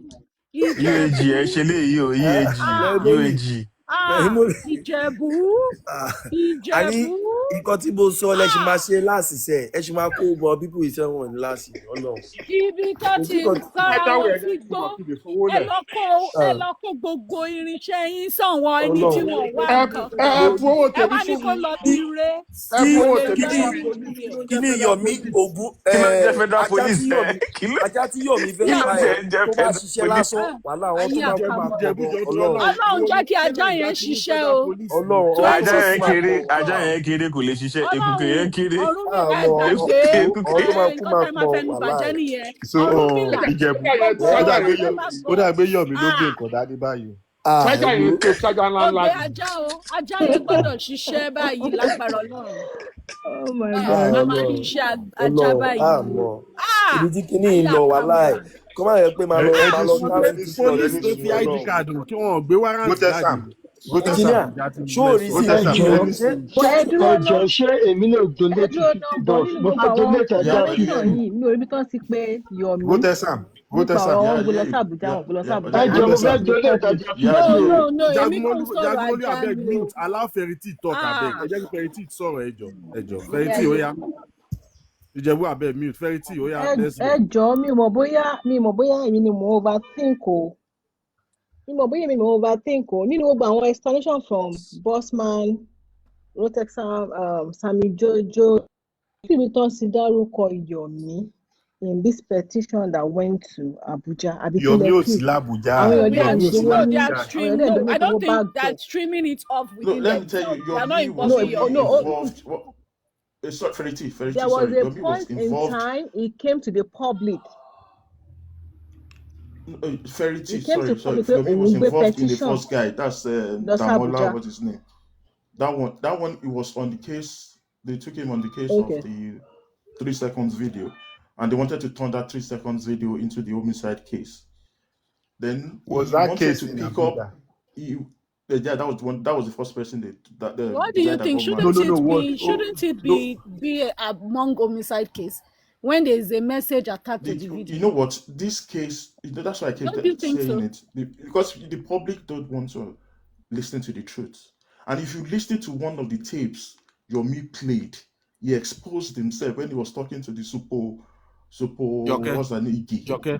She said, Spending as a case in court already. We cannot arrest him. Because in law, that is what's called double jeopardy. You cannot arrest another person for a case that is going on. That was what made the whole arrest illegal. These guys were not following the due process. And I'm telling you guys with all. ẹ má pe So Sami pè mọ́ ta ló tún drop ṣọ́ tún pe ta ló Rotesam ṣe kó mí má jẹ́wọ́ ní báyìí. Rotesam, what ó ṣe jẹ́ pé gbogbo yín kàn ń pera yín báyìí kí ló ẹ̀jẹ̀ dé? àti ẹ̀kọ́ tọ́lá lẹ́yìn ta ló ń jẹ́ ká drop ṣe àwọn pípù jẹ́ kí yìí Rotesam àṣírí sọ̀rọ̀ yẹn ti fẹ́ tú ni àṣírí ti fẹ́ ta tú ló ń ni. drop ẹ wá wọ ló ń drop moderator Àjà ló yẹn. mọ 27 Ee, ni. àgbà justice ẹ yìí pàtẹ́wọ́ fún fada, ẹ kọ́kọ́ Àjà pàtẹ́wọ́ fún fada. 27 is Wait, let our president of the beer parlor, president beer parlor, ẹ jẹ́ kó, okay, ó ti drop. Rotesam náà ti no lọ. one be by President Bepalo one Okay, like that. Holy Spirit, president of the beer parlor republic. Ẹ pause náà, ẹ jẹ́ kí president ẹ sọ̀rọ̀ ti náà. jẹ́ kí Rotesam sá lọ báyìí sí. Ó máa padà wá, Ó ó máa máa padà padà wá. wá. Tẹ́ bá Rotesam ó ń padà porúkọ ẹ̀ Rotesam lẹ́ẹ̀mẹ́ta, ó padà máa bọ̀ padà wá. Kò ó ń ń padà wọ̀rí. bọ̀ Rotesam padà bọ̀. Bossman máa porúkọ ẹ̀ tí a padà wá. so mo kọ́ọ̀lù wọlé fún Rotesam lẹ́ẹ̀kan ẹni wá drop. Hold on, abeg. Na me drop bossman before you talk anything apologize to Ijebu first. Yes. Thank you. does Jabo also need to apologize to me for reading the comment No. of Team Wumi and Eh, then is that like, throwing I me that don't insult question? you then. Did I insult So you the nigga? intention No. wasn't But to Team Wumi The shouldn't. bossman. Temi shouldn't write into the comment section of Temi. Bossman, calm No, down, the calm down, bossman. calm You down, attacked calm his down. Bossman, mother. His you Okay, are mother Bossman, is angry. not that on I the Bossman, okay. platform. you're Yeah, What angry that's is you're because right. nonsense? You're Bossman, right. you're You're right. angry You're right. because I Bossman. said you Father, You want to today. apologize. So yeah, Anything yeah, when ma you sorrow. sorry But about Rotimi, that. you are right. anything Rotimi, you when are You're you right. right. say, Let That I him mentioned your talk. father. That is it. Let him Sorry talk. about that. Anyway, Sorry about but the Go thing and is that talk. number one, it's listen, okay, it's listen, Ó ti okay. tó Bossman, listen. má sọ̀rọ̀ You mọ́. Let two, boss Team talk. Wumi there for a Ó ti year. You tó don't read people's Team Wumi's Bossman, ó ti comments. No tó. worry bossman. Ó ti lọ, ó ti lọ, ó ti Ó lọ. yẹ Ó kó ti ti lọ, fi you gbogbo don't kíní apologize. Go sílẹ̀. to defend apology. Wọ́n tẹ́ Me, go PG rẹ̀ ní sá. apology. ẹ bá wa gbé Me, go Rotesam padà apology. ẹ bá wa gbé Rotesam Ijebu, padà. sorry. It's okay. No Now, problem. see, guys, Let it based on go. what can I say something about what Rotesam said? And Comrade Mose too. Say the two together. Uh-huh. So now, what Mokomi said is the truth. He didn't lie. Yes, they did not. They did not. Including the Arifa They did own. not. That's how they say spending said gbogbo nǹkan tí the driver yẹn sọ. Hold on, just hold on. You said what Comedy, Comrade said is comedy does true. not say that. Yeah, now he said something. So He what said Comrade said about Arifa being he has not. blaming Arifa that you He said has no, not. He it has is not now said. He true has not. again. He has not come out to say anything about Tarifa before he He dropped. said Okay. no earlier. You were saying what Comrade is saying in I comment said. section was I wrong. talked though. Okay. Hold on. What some of the comments said about spending. I was talking about spending. It's true. Please be specific. We See, don't Yeah. want Okay. general. kí ló ti It's ń pè about spending. It's true. presidency ẹni tó bá ń sọ̀rọ̀ nígbà míì wọ́n mọ ọ̀rọ̀ tó máa ń sọ. Bossman, Mm-hmm. on your platform, Mm-hmm. there was a day you were talking about this case and I asked you question. Mm-hmm. Mo ṣe rántí ni o. You said, and I quote, that Mm-hmm. it was when you needed somebody in Lagos. That was when you contacted Arifa. Yes. That you felt like you needed Arifa. I was the one that asked you that question that very day. Mm-hmm. So, Mm-hmm. to me now, with what Comrade Moses said, his account is right. You get That what that it was later that Arifa got involved in this case. So hold yeah, on. It was hold because on now. same question, Listen. Oti sorry, low platform when Listen. you answer Listen. question me. You don't want to ask Hold you on. that. Let's say Hold on Barry now. okay. Hold on now. Let me explain. Number one, Arifa is not the member of the UAG. Number one, because she member at all. It was when the police were coming to Lagos that Arifa got to know. Said it over and over again. All right? But you denied it earlier now. Hold on now. I think she said before Arifa got to know. Oh, do you know how long we've been? But what was Arifa more na ìgbà tá à ń sọ̀rọ̀ Leo? Hold on. I said Arifa know that the case file was coming to. The police were coming to pick up the case file. Because No, number no. one, listen. No. Hold on. That was not what you said. Okay, hold on. What did I That was say? not what you said. You No. said Hold Arifa is on. aware. You didn't mention anything about case file. You Hold said on. Arifa was on ground. You said that Hold because on. Arifa was on ground. That Yes. was why you chose. Arifa was on ground now. Of course. Hold on. Hold on. Now, hold on. Arifa was not a member of UAG. right? So when the police were coming, we needed somebody on ground in Lagos. Was it to arrest or to get the case file? To When the show them police were the coming to area. Lagos, yes, Awati To was in do what? Abuja.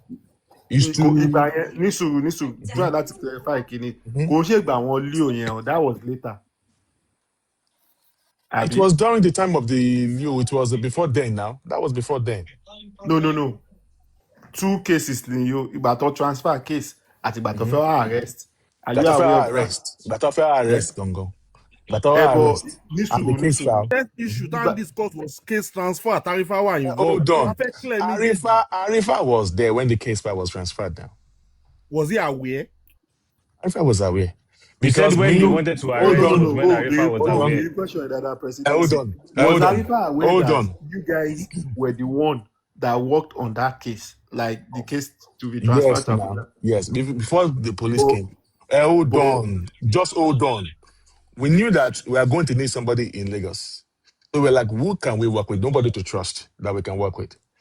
Myself and Conrad said that no, we cannot work with Tarifa. At Conrad, we said we stood our ground and no. It was Mommy One with God and some of our lawyers that said, okay, they can still work with Tarifa. It was Mommy One with God, Gong, that actually appointed Arifa. I was saying no, but when and the lawyer now supported Mommy One with God, I said, okay, no problem, let's see. So that's how we got to know. Arifa was one on ground in Lagos at that time. ó mọ nǹkan tó máa dùn mí jù tí bá gbọ́ lọ́la ń pé Godwin Mose wọ́n pè kó bọ́lẹ̀ lórí platform yìí. I will now know that. No. Number one, I will now know that. Do you know that I have not spoken to Conrad Moses since last year? So in case you don't know, all right, just know that one. We've not been talking. Engineer, wọ́n lè máa pè ó rí pé kíní tí communities fi sọ̀rọ̀ ó dàgbà tó yẹ pé ó ń gbọ́ rédíò. Ó dàbí kíní náà ọlọ́pàá máa ń lò tó máa fi sọ̀rọ̀. Hold on, guys. Walkie-talkie ló fi bá wa sọ̀rọ̀. Ó lè jẹ́ kíní ẹ̀ ló wet off. No, can notice Comrade Moses. Anytime, even we went through a hell with Comrade Moses, he always have Wi-Fi, network issues in Abuja. Even before we can talk to him, it is network. Pẹ̀lú 9 million. Ẹ̀dùn náà ṣé We never told you anything about police that station one. méjì lẹ́ ń lò l'Abuja nítorí ti Yomi ọ̀tọ̀ títí yín ọ̀tọ̀ kò yé mi police station mélòó lẹ́ ń lò l'Abuja because àwọn ti Abuja àwọn ti No, listen, guys. àbí kò yé mi. Presidency, hold on. Let me explain. Okay. I told you that how Yomi got to know that through the Sammy Jojo when he came out to say that Yomi got a lawyer. He was staying abroad that time. He got a lawyer to go to Abuja. Then we need to send some people to Abuja because they told us that people were just coming to ask about the case, if the case was moved to Abuja truly. So later, when Yomi now confirmed that the case was moved to Abuja, that was when he now came up with the 3 seconds video. Around that, last year, 3 seconds video only. But the Damola and Adura case on 3 seconds, and they call it is a crime of fraudulent act, not as on the OBT ẹni Yomi gbé Dàmọ́lá fún OBT case ni. Ọ̀dà àtijọ́ nítorí Ọlọ́run ẹ má máa mistake wa. So Adura's case and Yomi Fabiyi's case Èkó ló wà now. Yomi now brought it to Abuja now. Yomi now wrote hold on. Dàmọ́lá lọ sí Abuja fún obtain by force Yomi ló gbé Dàmọ́lá now. So now, at that time, this is what happened. Yomi claimed that the case that was in Lagos, that was in Lagos about the 3 seconds video, that it was Adura that petitioned Damola, that they use him instead of him to be the main person, they use him as a witness. Right? Yes. So Onwalo open case file. That is what he did. All right, don't confirm from the police in Abuja, they will tell you. The case he brought there was for 3 seconds video. It has nothing to do with Mohbad case. He now said, Emagbo, it was a 3 seconds video about the crime that Adura or Damola wanted to down confess scam òun. Oh, That was the Nisu, stuff he told them. bossman. My own opinion now is that pẹ̀lú nǹkan tẹ́ ẹ̀ ń sọ yìí, that means Yomi náà ní case l'Abuja nìyẹn. I do say it But now, case yes. kò ń 3 ṣe seconds case video. Mohbad. Ẹsẹ̀ kò ń ṣe case Yes. Mohbad. Yes. No be It's the a 3 Mohbad seconds case. video. That means Yomi. there's possibility pé presidency stuff yẹn náà ó wà rí. Maybe ọlọ́pàá ló kọ̀. No. Maybe terminology. Hold on now. You are not there now. Hold on. Kó má lọ jẹ́ pé terminology Ẹ̀jẹ̀. tọ́lọ́pàá lò lọ́ fi confuse Yomi Fabi. That means he has a case truly in Abuja. Yeah, only case pẹ̀lú I've said Damola. it. Hold on. Yeah. I have explained to you long time ago that Yomi had a case in Abuja. The case of Yomi is the 3 seconds video. Ìjẹ̀bú. 3 Mo ṣe seconds ilé video ni has pé to wọ́n do sabotage with Yomi Mohbad truly case. ni. So let's not follow ṣé the people's Nàìjíríà ìyẹn gan wọn narrative that it sabotage doesn't have jàre to do with Mohbad. wọn sabotage ẹjọ gbogbo ọsẹ ìdìbò Gbogbo ẹ̀ kọ́kọ́ náà ju gbogbo wọn. Ọlọ́run There is no presidency èmi náà máa in lọ the case of tẹ́kì Mohbad. lọ́kọ̀sí nítorí tí No, we cannot say máa lọ tẹ́kì lọ́kọ̀sí Ọlọ́run. Lastly, nǹkan tí mo kún máa advise everybody ni pé maybe kí gbogbo akú lọ sẹ́kọ̀ọ́ ká lọ wá justice yẹn. Ọlọ́run ká lọ wá Abẹ́ tó bá ṣe Wọ́n á jẹ́ kó ká lọ gba lọ́ọ̀yà. Wàhálà máa dé báyọ̀. Ẹ jẹ́ ká máa wá justice wa lọ́tọ̀ọ̀tọ̀. ibẹ̀ inú justice náà láti rí sáàlì tó ń fi èèyàn sí ìdájọ́ Ọlọ́run. Tó fi hàn sí kòtò Ọlọ́run. Inú Sáàlù justice fa náà láti suspect rí sí kòtò sáàlì Ọlọ́run. tó fi sí kòtò Ọlọ́run. But spending was not according to the police. I was not there. According to them, spending was not chain where a plane pay close to the toilet. According to police, and according to those who pay one known and all that, according to what we were told, all right, they said he went to struggle with them. That was why they had to be He has forced. the video. He has the No, video. ní sùúrù bossman. Ọmọ problem ti máa ní pẹ̀lú ẹ̀. Tó bá fẹ́ sọ̀rọ̀ nípa àkáǹtì tó fún ẹ. It seems you always like Reported speech. If you want to do a reported speech, if you want to do a third party speech, you have to put it like, okay, someone told me, not like you have to say. Because No, I was not there. Last time, the last time I've forgotten where the last time that we were together, the same thing ló sọ tínú fi bí mi. Because sometimes you seem to believe what people say, and sometimes I don't think maybe you evaluate some of these things láti mọ̀ pé òkè ìkíní possibility pé rọ́lẹ̀ wà ń bẹ̀. Because mi ò ní parọ́ fún ẹ, ìgbà tí mo gbọ́rọ̀ Leo lẹ́ẹ̀kan, tó sọ̀rọ̀, I've been able, èèyàn kan kò need láti sọ fún mi kí n tó mọ̀ pé it wasn't Leo ló sọ̀rọ̀ directly fún kíní. Òun náà lè sọ fún un, you understand, but téèyàn bá ń sọ nǹkan fún yàn gbà mí. No, Leo ló sọ fún mi pé òun sọ fún Sammy Jojo now. Oh, at the close chapter here now.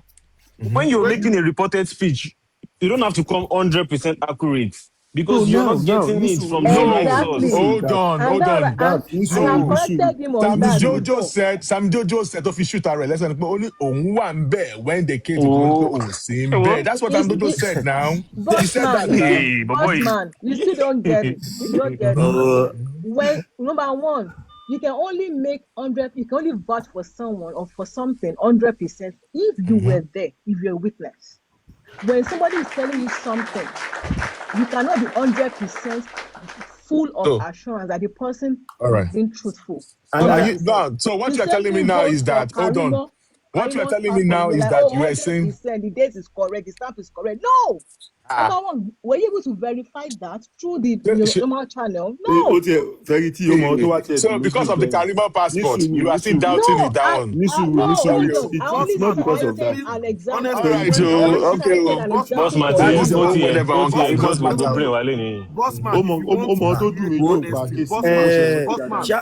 Ṣáma ti dé o. Ṣáma ló máa book flight fáwọn àwọn tá a máa rán lẹ́wọ̀n. If anybody is honest with Chairman or Bossman today, so when you hear people say Bossman man paroju, at times it's not that on paro, but the way you report things, like how? Tell me. Okay, what is it about the Abuja that you said that that is not generally when you are speaking generally? The way you confirm third-party information with so much assurance. With so much always too much. percent. Let me just like, okay. And when you now try to defend that person, you are not able to defend the person because it's not you. Hold on. So what you are telling me now is that spending was locked up beside the toilet and was not given. You could wait. You could believe about spending. Spending, boss man. No, which one? Okay, which one are you talking about now? I don't know. Ìwọ fẹ́ believe spending. Won't believe ọlọ́pàá. So, all right. Now that's they are actually fighting in general, not just now. You were the same person that said, spending thought those guys were kidnappers. So he must have dragged with them. Pẹ̀lú bọ́lọ́pàá ṣe sọ kíní fún ẹ. So tí ọlọ́pàá bá sọ yẹn fún mi, tó bá jẹ́ Nigerian, ó mọ̀ pé sometimes they use force. Tó bá fẹ́ gbéyàn. Kò ṣe pé ọlọ́pàá sọ fún ẹ pé bọ́n ṣe débẹ̀, wọ́n kàn ná ID card fún, ó dẹ̀ wọnú mọ́tò.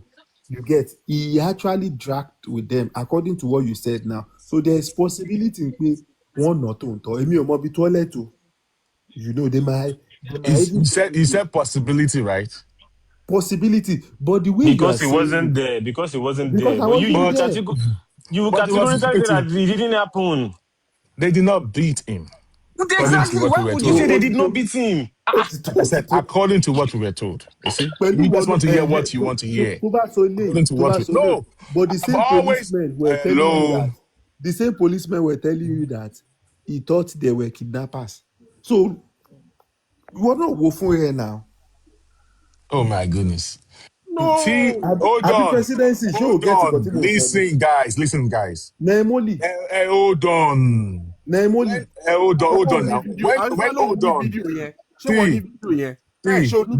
Hold on. He has the video. Do you have the video? Please answer me. Do you have the video? Spending. Do you have the video? Hello, guys. Okay. No. There's some questions you're asking me. I'm not ready to talk. Bossman, do you have a video? Do you have that video? And they even said it was in the night. Arifa has a lot of videos. So. No. Ìjẹ̀bú-jọ, mo fẹ́ kí Bossman answer question. President, from what they said, the guy was he doesn't look pressured, like No, but then only what I'm asking Bossman is that so that if he doesn't have the video, he should just move on from it. Do you have the video showing that they did not maltreat him? I guess he will have it, but he's not saying it. He should have it. Ask Arifa. You can ask her. But like I said, see, guys, hold on. See, I will stand. Hold on now.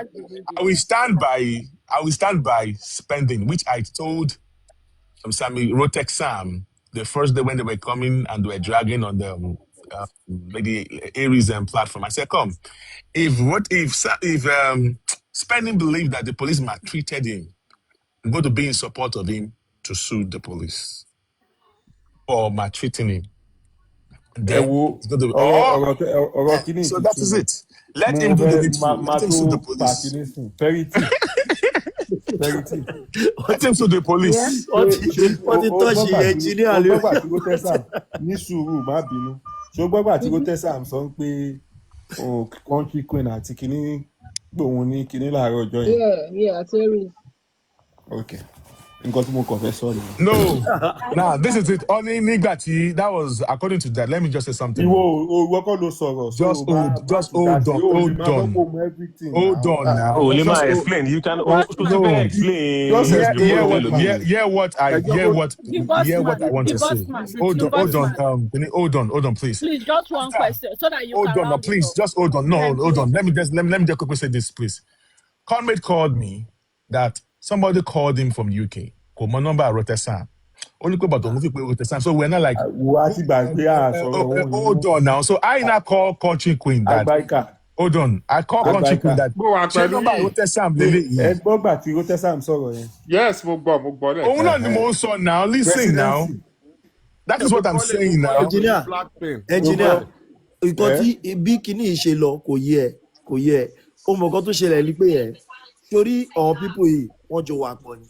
nítorí pé wọ́n jọ ń bára wọn jà lọ́ ṣe ń tako ara wọn sọ ìtọ́lọ́ sọ pé eléyìí ò lọ bẹ́ẹ̀ gbogbo òótọ́ ni kinní yìí wọ́n ṣe wá ń tako pé ìkọ́ tẹ́lẹ̀ ń sọ irọ́ ni ìkọ́ títọ̀ ń sọ irọ́ ni the same thing ni gbogbo wọn lọ́jọ́ ń ṣe gbèsè wọ́n wà papọ̀ tẹ́lẹ̀tẹ́lẹ̀ gbà tí wọ́n jọ wà papọ̀ ìjà ló dé wọ́n fi ń da gbogbo ẹ̀rú ìjà ló dé wọ́n fi ń da gbogbo ẹ̀rú Ọlọ́run ìjà ló dé tó fi da gbogbo ẹ̀rú gbogbo ọjọ́ wà papọ̀ ni ọjọ́ ń da gbogbo ẹ̀rú láti lẹ̀. ọlọ́ba kéèsì ìjẹ́ náà. ọlọ́ba jẹ́ náà.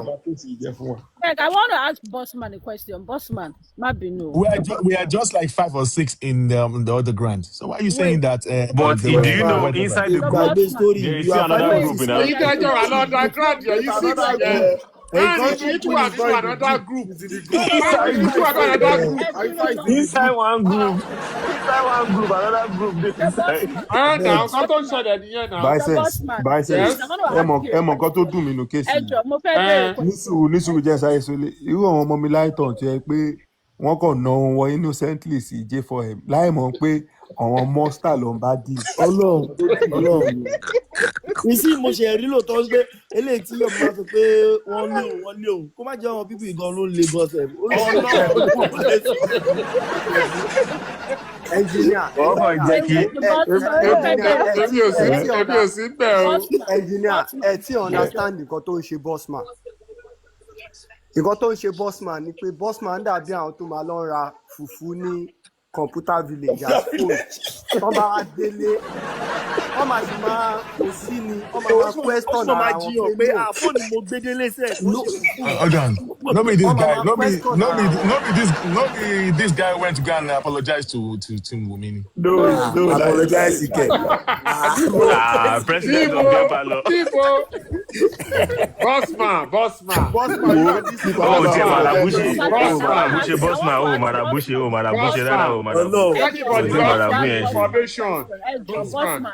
Let me say this, please. I'm with you. Bossman, everybody bá fún ní information. Tá fẹ́ tú information yẹn sọ.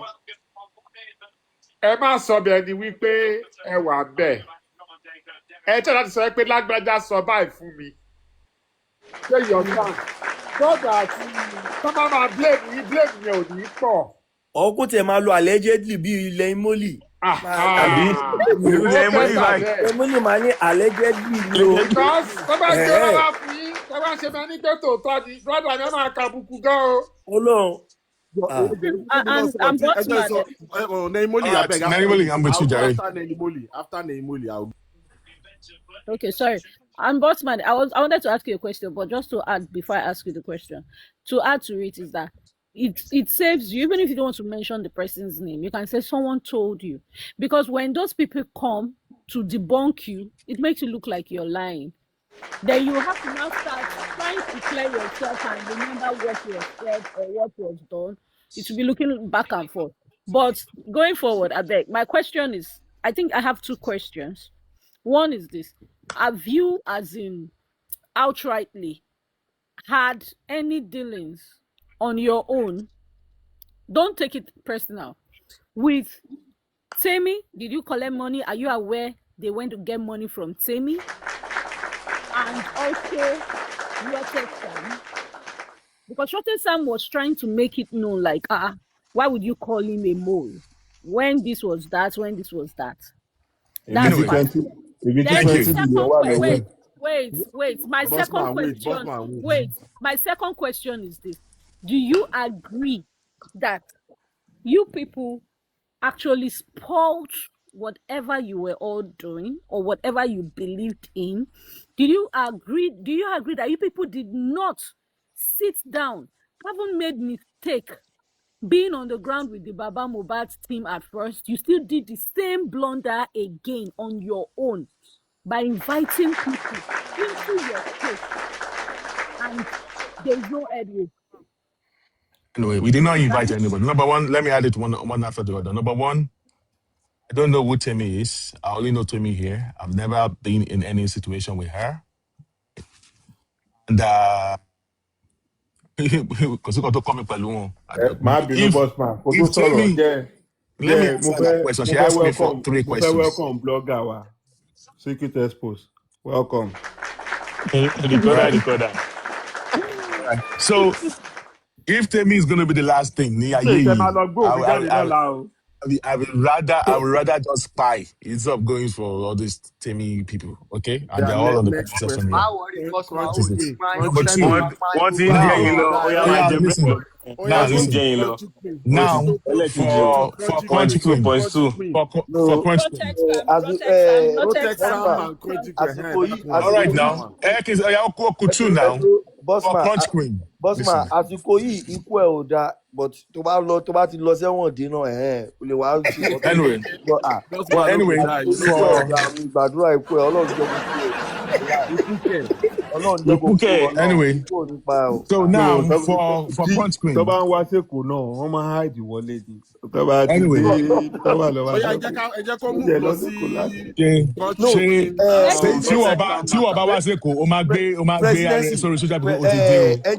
Engineer jẹ́ ṣàlàyé kí ni ìfún ẹ̀ sórí àwọn people yìí wọn ò ní street ot wọn ẹ̀ kò complete àwọn tó ń lò tó wà nẹ́jà tó yẹ pé wọ́n ní street ot àwọn yẹn ń parọ́. Àwọn yẹn kàn ń gà sọlọ ní àwọn kan. sórí ìwé àwọn Sami Jojo àwọn kìíní sórí nǹkan tó fàjà àwọn people yìí dúró náà presidency àwọn tó nǹkan tó fàjà yìí. má gbóúnjẹ àwọn oúnjẹ jẹ. Jẹ́ kó ra máa jẹ kọ́ wọn lọ́nà, jẹ́ kó ra máa jẹ owó yẹn lọ́nà. Bá a ṣe oníṣẹ́ jẹ́ náà. Nǹkan tó fàjà àwọn people yìí tó kékeré ni tó bá lókè ìjọba sọ. Anyway, jẹ́ kí ẹni tó jẹ́ kó máa gbó lọ́nà.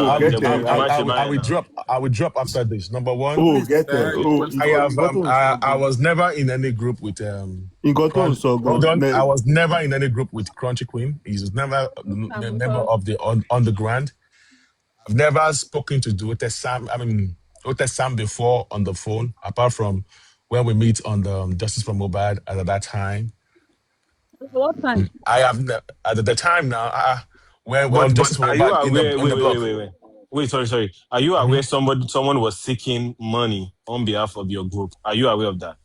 No.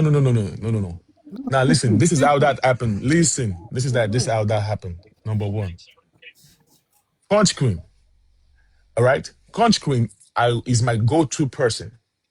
Crunch Queen was aware of everything about Abuja. I do not hide. I don't hide it from her. Okay. Before Sami Jojo. Was it before? No. That was. Was it before? I'm not sure. I have to go to the The Crunch Queen. Listen, Crunch Queen was my go-to person. No. Crunch Queen, listen. Crunch Queen is not the move. And listen now. There was a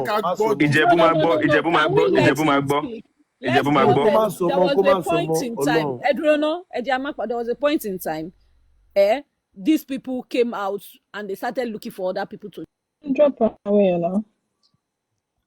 Yes, it's a fellow. It's a co-op live. I don't drop on you now.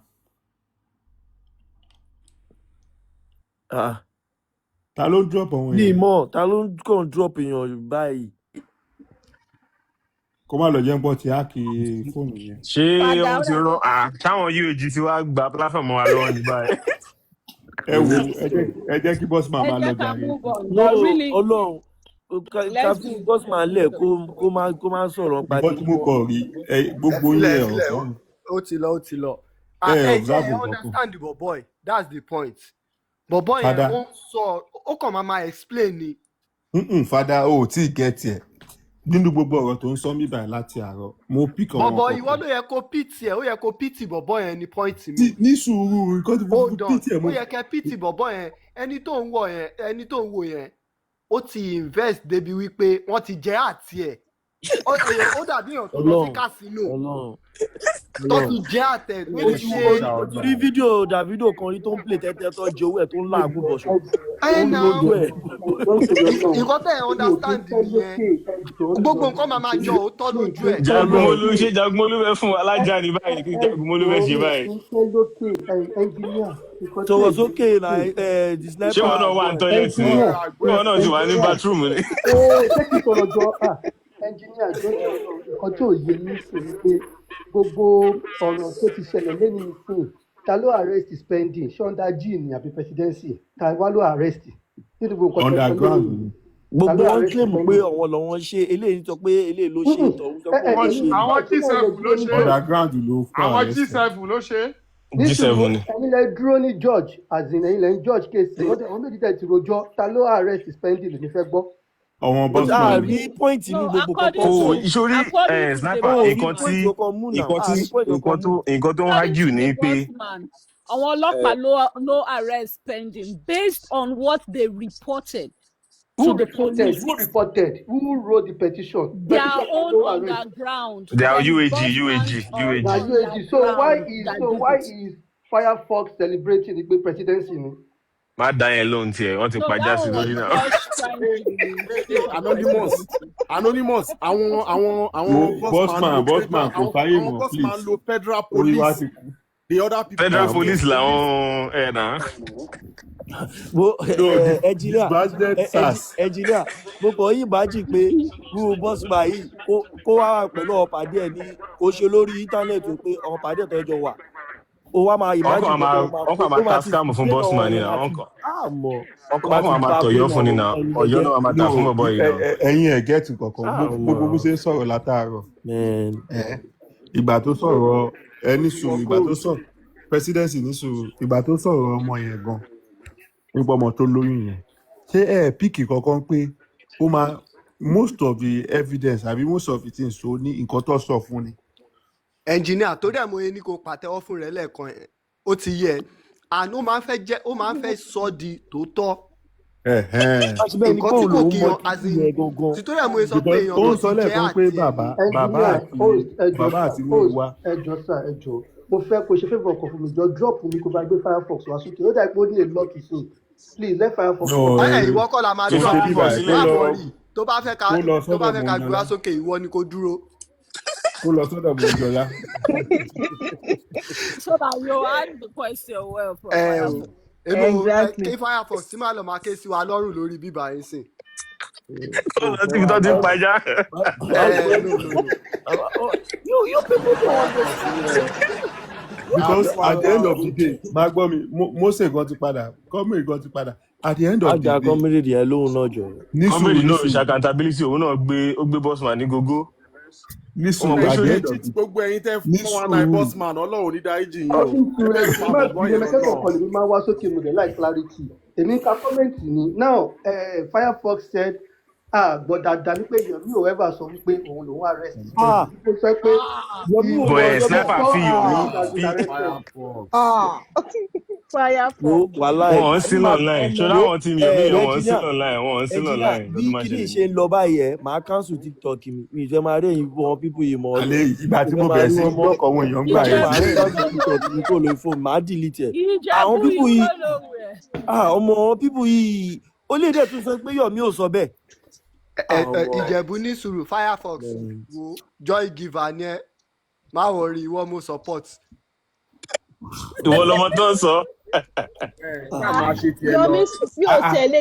ta ló sọ bẹ́ẹ̀ gbé Yomi lọ́kùnrin wọn sọ bẹ́ẹ̀ tó. Yomi dídì sọ èmi fetí mi gbọ́ eléyìí ó ṣe tó bá reported anything ló fetí mi gbọ́ ìṣẹ́ẹ̀dì olókọ́kọ́ sílẹ̀ tó kọ́kọ́ jábọ́ lórí ọ̀rọ̀ yẹn and then I remembered Naimoli ọmọ B was not the one that went to his platform pé Mr. Yomi kí lẹ sọ ẹni pé ilẹ̀ arrest spending kẹ̀ òun ló fi wá di gbàgbós. ọmọ bí ìwò ṣe kámẹ́rẹ́ àbí kí ló ti ń pè.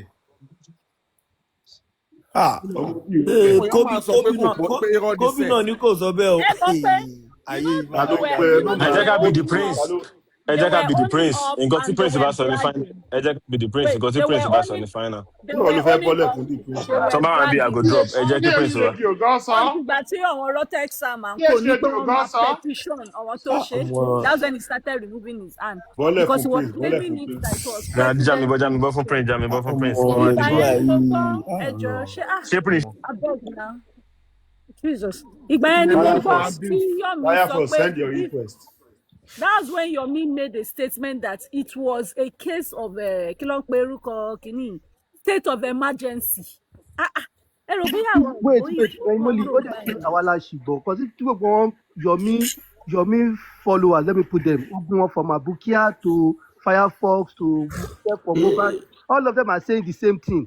wá ṣé tí Yomi bá ń sọ̀rọ̀ ṣọ́wọ́n pípọ̀ yìí máa wọ́n wọ̀ ní kí Yẹmí ò ever lísìn sọ bẹ́ẹ̀ kí wá ó dà kí àwa la ṣìgbọ́ o ó dà kí àwa la Ẹ má ṣìgbọ́. ṣe mí báyìí èmi ò lè lọ máa wá fídíò wa máa play again. I can't even forget that very day nǹkan tó bẹ̀rẹ̀ all this issue of. ẹjọ́ ta ló ní recording evidence ta ló ní recording evidence. orí secret expose ló máa wà. ẹ̀jìnà bá a lọ expose ló máa wà. kọ́ Lagata náà.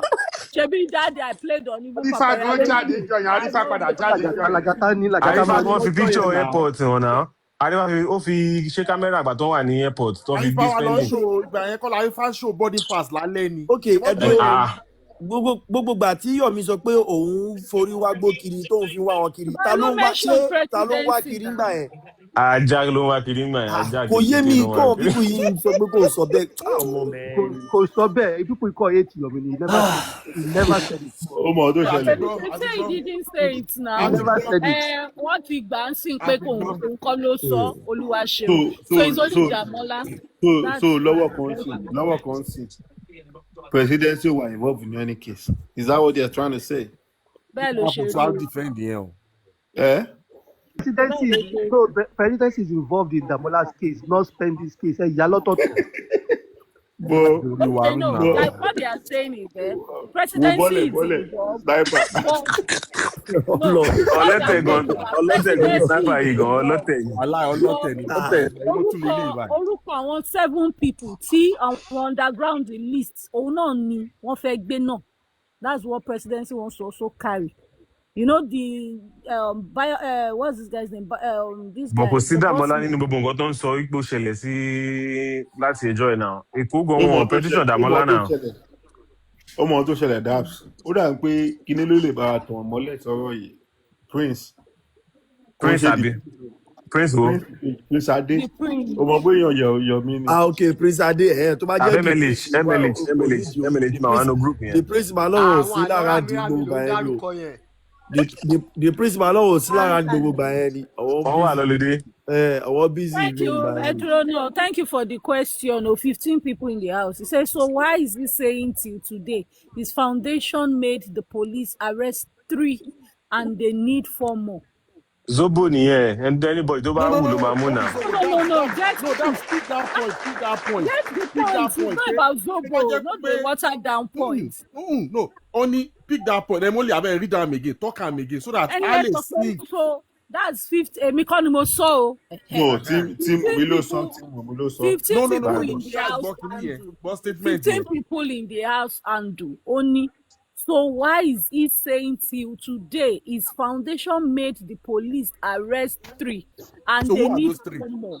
Who are those 3 you used to mention? Now, Damola allegedly, Spending allegedly, and one allegedly. So who no arrest Spending here now? Ibi tí president sọ lọ lálẹ́ yìí ó máa tún jẹ́ kí boss máa tún jáde padà àti rest o ẹbí owó sọ́ọ̀bù mi ti fẹ́ tán o sọ́ọ̀bù mi ti fẹ́ tán o 1 gig ló kù tí mo lò 1 gig ló kù. Ẹ̀dùn náà sáwọn èèyàn ṣáà máa ń kó etí wọn lálálẹ́ kan tó sùn ṣá sáwọn èèyàn kì í gbọ́ nǹkan táwọn pípì máa sọ ni. Ó sún mi o. Ibi tí mo ti mọ̀ pé ọ̀bọ yìí kan ó máa ń believe everything. Èèyàn lóyún ní 2023 ó dẹ̀ tó ṣe ń sọ fún ẹgbẹ́ òun lóyún 2024 ó dẹ̀ tó ṣe ń bẹ́. Èyí gba yẹn dòdò ọ̀rọ̀ yìí. Bọ́sùmá yìí. Ẹ̀jẹ̀ lóyún wo ni ẹ̀jẹ̀ àwèrè ń bẹ̀ yẹn. Engineer, I want to apologize.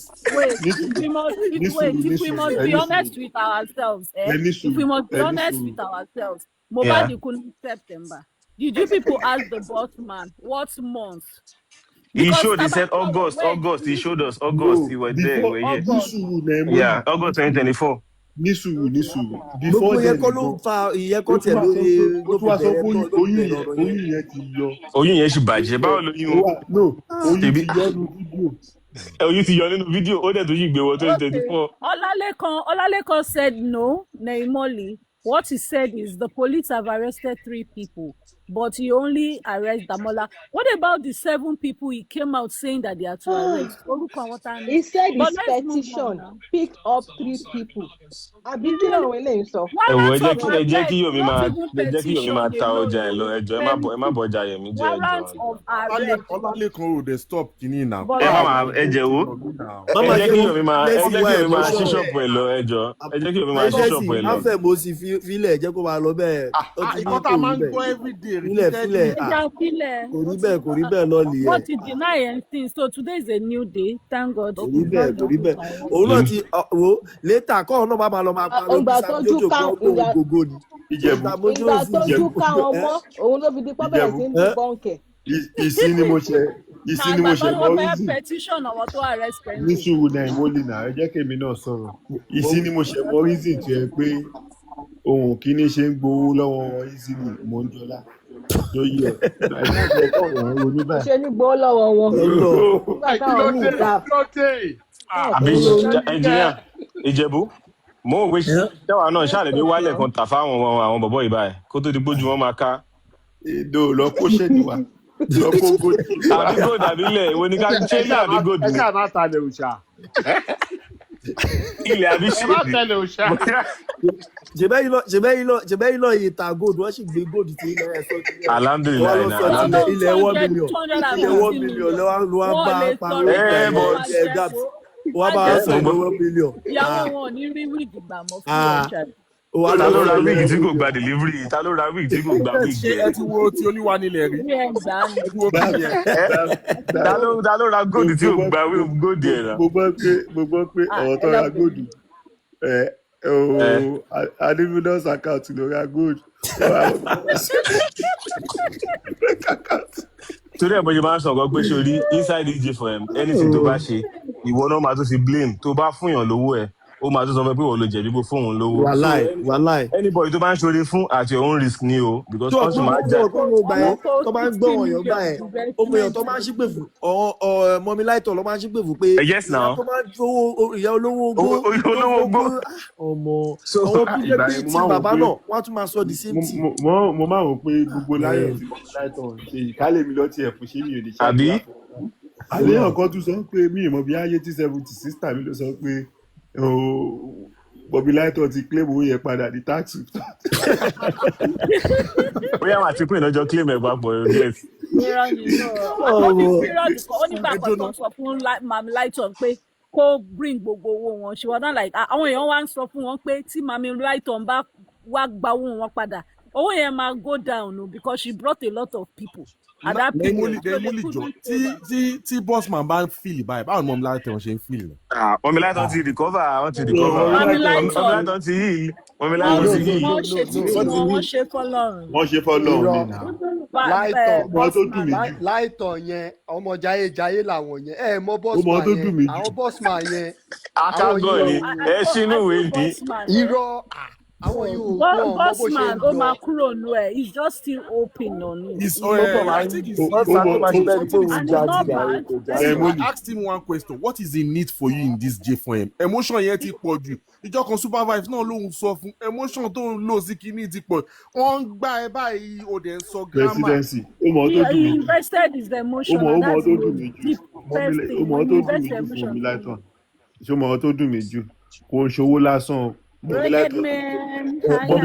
lọ ń gbé bọ́ọ̀sì fún. Lọ sàmàlà fún mi wá. Wọ́n sàmàlà fún mi wá. Wọ́n ti ṣe pọ̀ mọ́ fún ẹ̀jílẹ̀ tó jàmàlà tó tún jẹ pọ̀mọ́ ńlá tó tóbi jù ni mo tún gbé fún ẹ tó jẹ.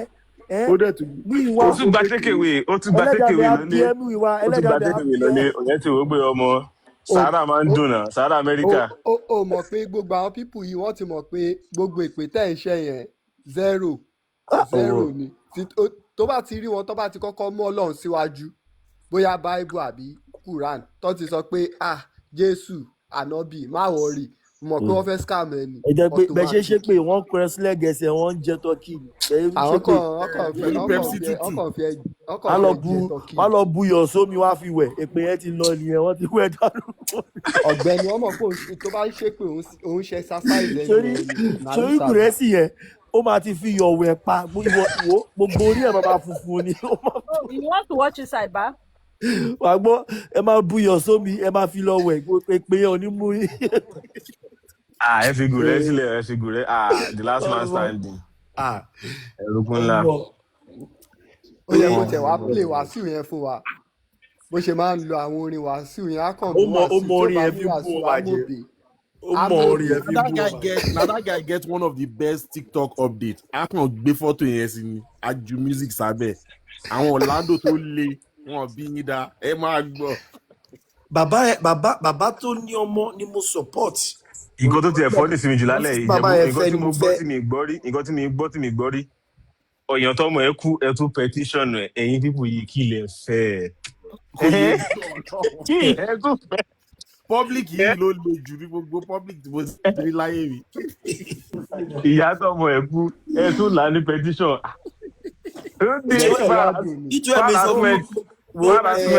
Petition yẹn ìjà tó ṣẹlẹ̀ nígbà tí ìyá fẹ́ la ṣé Yọ̀mí ni ìyá fẹ́ já sí wẹ́wẹ́ ní. ó ló la ní onígbàjú ó wá lọ petition harassment fún ogún kíló. ní Radisson. ṣó lọ gbẹnu ẹ síbẹ̀ ṣó gbé tí ẹ lọ bá bàbá mi. Kí lè ti tiẹ̀ náà ṣe ní ilé òtẹ́lẹ̀ ti ṣọlọ́pàá rí kò lo ìjà Lady Prada fún un tó yẹ kó ṣe kí ni karate fún bàbá. Shaolin temple ẹ̀dà tó yẹ kó fún ní Shaolin. àwọn èèyàn ti jìyà lórí justice yìí o aláìsí pé wàá gbẹgbà tó ọ̀rọ̀ tó pa ọmọ gan wọn ọ̀jẹ̀gbá tí. wọn ò jẹ gba petition wọn ò gba petition rárá wọn ò gba petition wa gbọ́ one petition yàn fún. Ìjẹ̀bú àwọn ask you one honest question dọ̀tún lọ́nà ṣé lórí má parọ́ ṣé o ti gba ticket lórí JFM bóyá over speeding traffic light or anything. no mo ti gbà rí but mo ti gba ticket lórí parking ní JFM tí mo fẹ́ gbọ́ sí àwọn olóṣì bọ́sì màá yìí náà ló jẹ́ gba ticket ìjọ yẹn náà ni ẹ̀ gbà ẹ ló wá sọ́dọ̀ paparano mo kàn lọ páàkì sẹ́gbẹ́ kan ni àṣebi tí mo páàkì sí kò yẹ kí n páàkì síbẹ̀ bọ́ ọlọ́pàá ṣe ká mọ́ bẹ́ẹ̀ nìyẹn mo san $250 fún yẹn fún páàkì yẹn nìkan náà mo san bíìlì fún yẹn nìkan náà yẹn.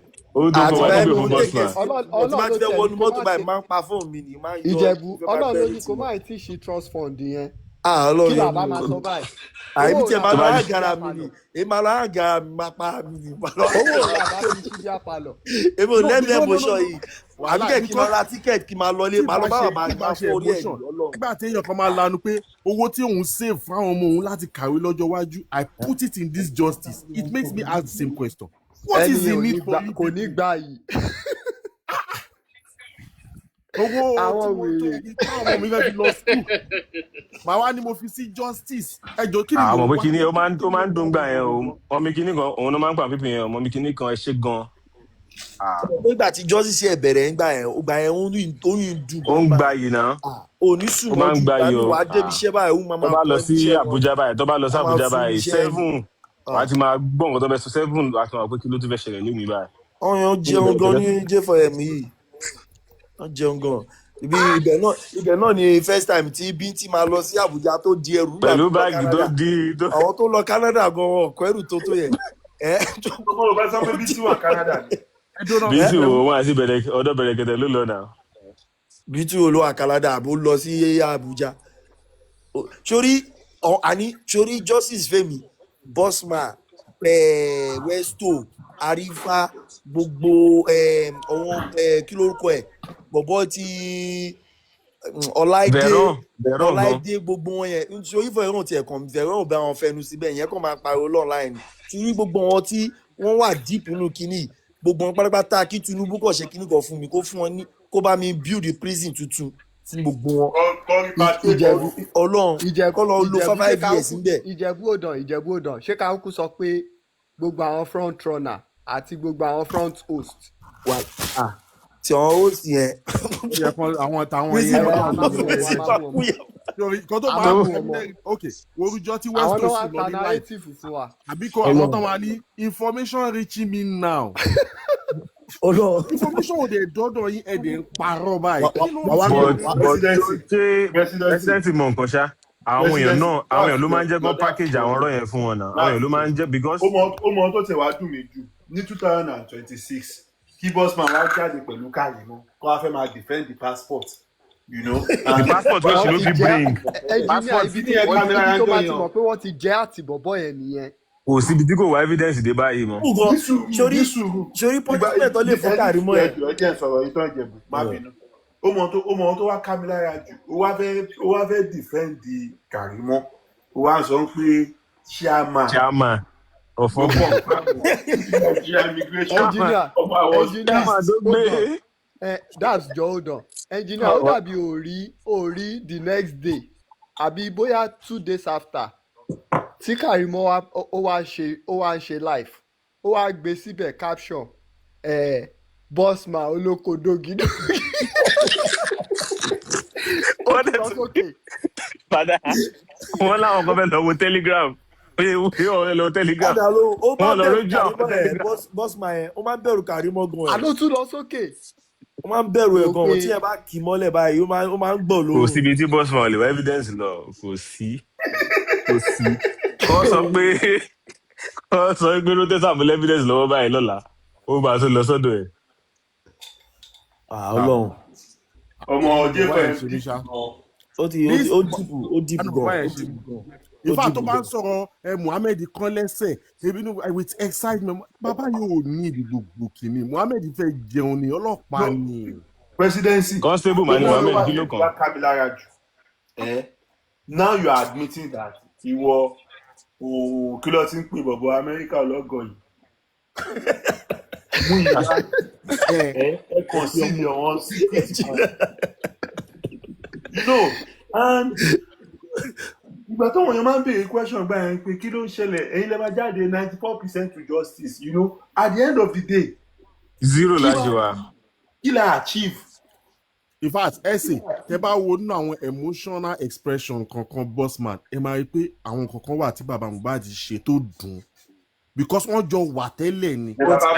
presidency ọmọ tí bossman sọ pé ó lóyún yẹn gan kí ló fẹ́ fún yín l'assurance pé bossman ti send owó sọmọ yẹn gan kó fi keep oyún yẹn. ní sùúrù gbàgbé owó. kí ló fẹ́ kó àbí kókó. yóò gbàgbé owó ìwọ fún ẹ ló sọ fún ọmọ yẹn kó ní. bóyá o tún lọ yà scan ṣé o sì lọ yà scan oyún 13 months ni olóbímọ ọmọ yẹn tó sọ fún ẹ pé fugitive lòun ó dẹ̀ ń bí níbọ̀ rẹ̀.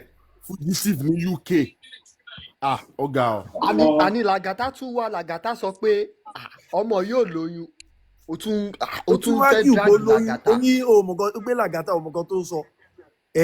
ó change get ó change ìgbà yẹn kí Lagata tó dé kò ẹ́ bá sọ pé ọmọ yẹn ò lóyún ìgbà tí Lagata bust tiẹ̀ lòun náà change narrative yẹn unless ẹ bá get ẹ. no máa gbọ́ ẹsẹ̀ máa gbọ́ ó kọ́ sọ wípé no wọ́n kọ́ sọ wípé èèyàn lóyún omi ìgbẹ́ ni ẹ bímọ náà. ibẹ̀ ni mo ti wò pé bọ̀bọ̀ yìí ti ya wèrè o. ìkan tí Karimo máa fi fún lépèlè ẹ̀ kóun náà máa lọ sọ́gàn bọ̀ kó lọ gba pẹ̀lú. ìrọ́lẹ̀ ni o wọ́n máa ní pé if you go to Panti you can ask about them about me they know me in Panti wọn pé boss man ìwọ tó ń fún information lórí app tó yẹ gbórí online ló ti ń fún ẹni information tó sí on ground. ẹni tó kàn print ọkàn bẹ́sì kéèsì yọ fún wa láì. ó mọ tó ṣẹlẹ̀ èyí tí bossman ó dàbí kí ní ti gba òmìnira lọ́wọ́ yìí comrade Mose sọjá. àní engineer gbogbo wọn ń takò ara wọn sí i ni wọn ń takò ara wọn ni wàláì wọn ń takò ara wọn ni gbogbo ọmọ wọn kọ wo tí comrade Mose bá jáde lọ́la àti tó bá ń sọ̀rọ̀ wá rí i pé bossman máa ní all what he's saying is a lie. It's a lie. It's lying. We have to do accountability. I think he didn't listen well. He read Comrade Mose's message the other way around. Yes. He read it out of emotion, and that was what happened. Ọlọ́run kí ni ẹ affect bossman gan? Ó affect bossman gan Ọlọ́run.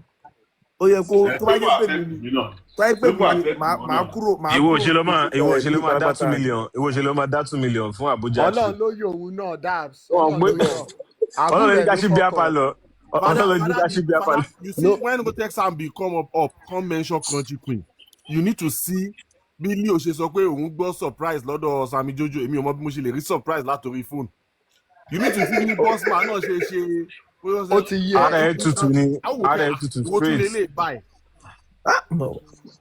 òun ò dẹ̀ mọ̀ òun ṣe UAG mọ̀ pé UAG nínú UAG another UAG dey so wọ́n ti wá fún ẹgbẹ́ kan father that people wey dey go buy fufu for GSM village na the expression gangan nìyẹn. You know understand this J4M dey simple tó bá ti ń wo from far but tó bá ti wà deep ó máa le.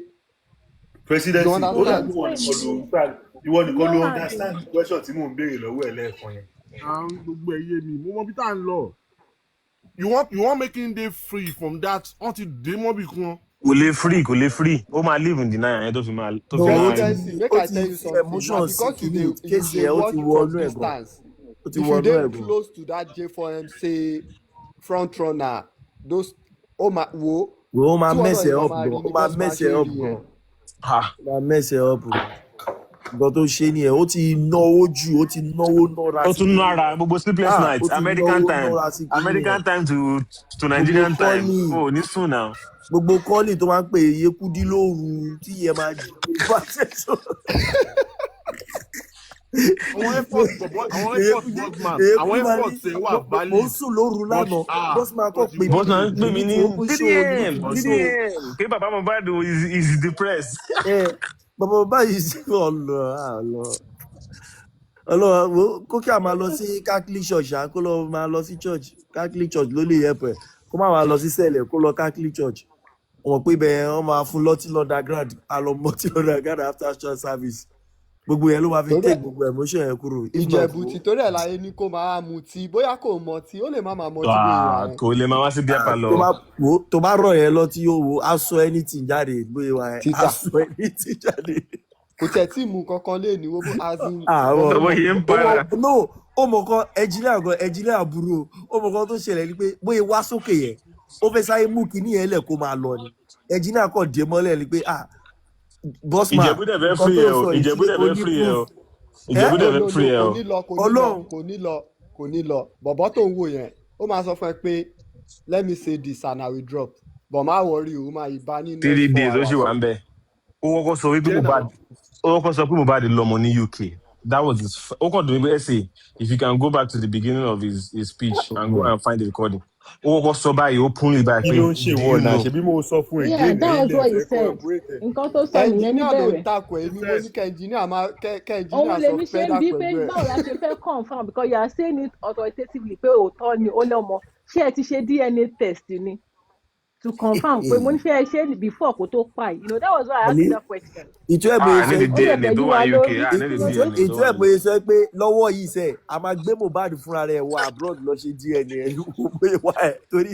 wọ́n dẹ̀ ní Ìjẹ̀bú wọ́n náà ti pe láàbù báyìí gbé láàbù náà ṣe ibo la gbé àwọn àṣẹ báyìí. ẹ ti pe láàbù bíi mẹ́ta wọn náà kì í ṣe pé ìkànnì kánsà lòún ṣe so ṣé èèyàn tó ti kú lọ́wọ́ ṣe kánsà test fún sí i DNA la fẹ́ ṣe. mo fẹ́ bèrè question fún ẹjọ́ ẹ má bèrè tó bá ní ansa ṣé tí kò bá sí Mohbad wọn lè ṣe DNA. àwọn fẹ́ lo bàbá Mohbad wọn lè lo bàbá Mohbad. kò ṣe pé wọn lè lo family but wọn wò pé family gan some of them want to compromise wọn lè gba. mama Mohbad gan ló gbé ní ìlú ẹ̀ wọ. ṣebí kọ́kọ́ gba sample family. wọ́n dẹ̀ lè lò wọ́n wá ní pé ara ọmọ yẹn kọ́ ló lò àti wípé Mohbad kọ́ ló ni wọ́n pé they are not the family. So medically wọ́n lè lo any other person family. wọ́n lè lo bàbá ẹ̀ náà wọ́n lè lo ìyá. ìyá Mohbad ti bá ní ẹ̀jẹ̀ láti ilẹ̀ ìyá Mohbad sọ pé mo fẹ́ béèrè question kan mo fẹ́ sáré béèrè question kan sample wo ló fi ṣe DNA bàbá yẹn nígbà tó jáde. bàbá wo bọ́lẹ̀ ń bẹ jàre bọ́lẹ̀ ń bẹ ṣé wọ́n bu búrẹ́dì sápò ẹ̀. bàbá mi kọ́ mi máa kú ni.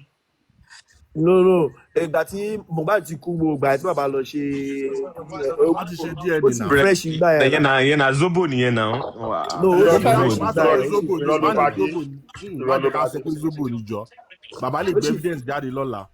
no ó sì fresh ìgbà yẹn ọ̀kẹ́ kó jẹ́ pé ọ̀gùrẹ́sì ló ṣe DNA test yẹn fún bàbá. ẹ máa jẹ búrẹ́dì lọ́nà lò fún mi. wọ́n ń jẹ yín lọ́wọ́. kó má lọ jẹ́ pé gùrẹ́sì sọ fún bàbá pé bàbá ẹ tọ̀ sínú kọ́ọ̀pù kan ẹgbẹ́ wa kí má ẹgbẹ́ ọlọgbà tó ní ẹ̀pọ̀ ọ́fíìsì ẹ̀pọ̀. tẹ́ ẹ bá rí kọfí data yìí ṣe ẹ gbàgbé ọ̀rọ̀ DNA ẹ bá rí kọfí data yìí ṣe ẹ. ibi ó tẹ̀sí fọ́nì tìbí jù ní pé kó wọ́n lọ ẹ jẹ́ wá pé kùrẹ́sì lọ ń sọ pè bàbá láàbù pé ó mọ̀ pé ìtàn yín lásán ti tó ẹ má wọrí àbí kẹ̀kẹ́ já orí yín wá ẹ já orí yín wá kí bá yín mú lọ. àwọn láàbù yẹn kan máa wọ pé irú àwọn pípò lè tẹ̀ kàn wà láwa fún DNA ṣe rò pé $2,000 báyìí. Mohbad ló lọ ọmọ yẹn kò sọ̀rọ̀ lórí ẹ̀. ẹ jẹ́ ká fi yẹn lẹ́nà. ẹ gbàgbé ẹ jẹ́ ká fi páàtì yẹn lẹ̀ ojú everybody máa já tí stage yẹn bá dé ẹjọ́ ẹ má jẹ́ ká sọ̀rọ̀ mọ́ ẹ̀gbọ́n. ẹ wo ẹlòmíì báyìí ó máa fọ ojú ẹ̀ tó ẹ̀mẹ́ta àbọ̀ òun kàkà bọ̀ báyìí. ẹlòmíì máa gbọ́ result àrí àjẹ́ máa gbọ́. presidency tó bá sọ fáwọn èèyàn nísìnyí wọn ò ní believe àtẹ tó máa ṣẹ̀wọ̀n tí DNA yẹn bá jáde. wọn ò ní ṣe DNA kankan wá sọ pé wọ́n ti ṣe ẹgbàgbé ṣáìdì yẹn kò sí kankan ẹgbàgbé ń pa ẹ̀ gbàgbé bó ṣe ń lọ́jọ́. fọ́tò mo máa dá owó yí padà fún yín ẹ má fẹ́ mo jẹ́ mo fi elédùn presidency má lọ jẹ́ kí bàbá ronú o. ẹ má fẹ́ mo máa dá owó náírà tẹ ṣe sí dọ́là padà o kí ló dé.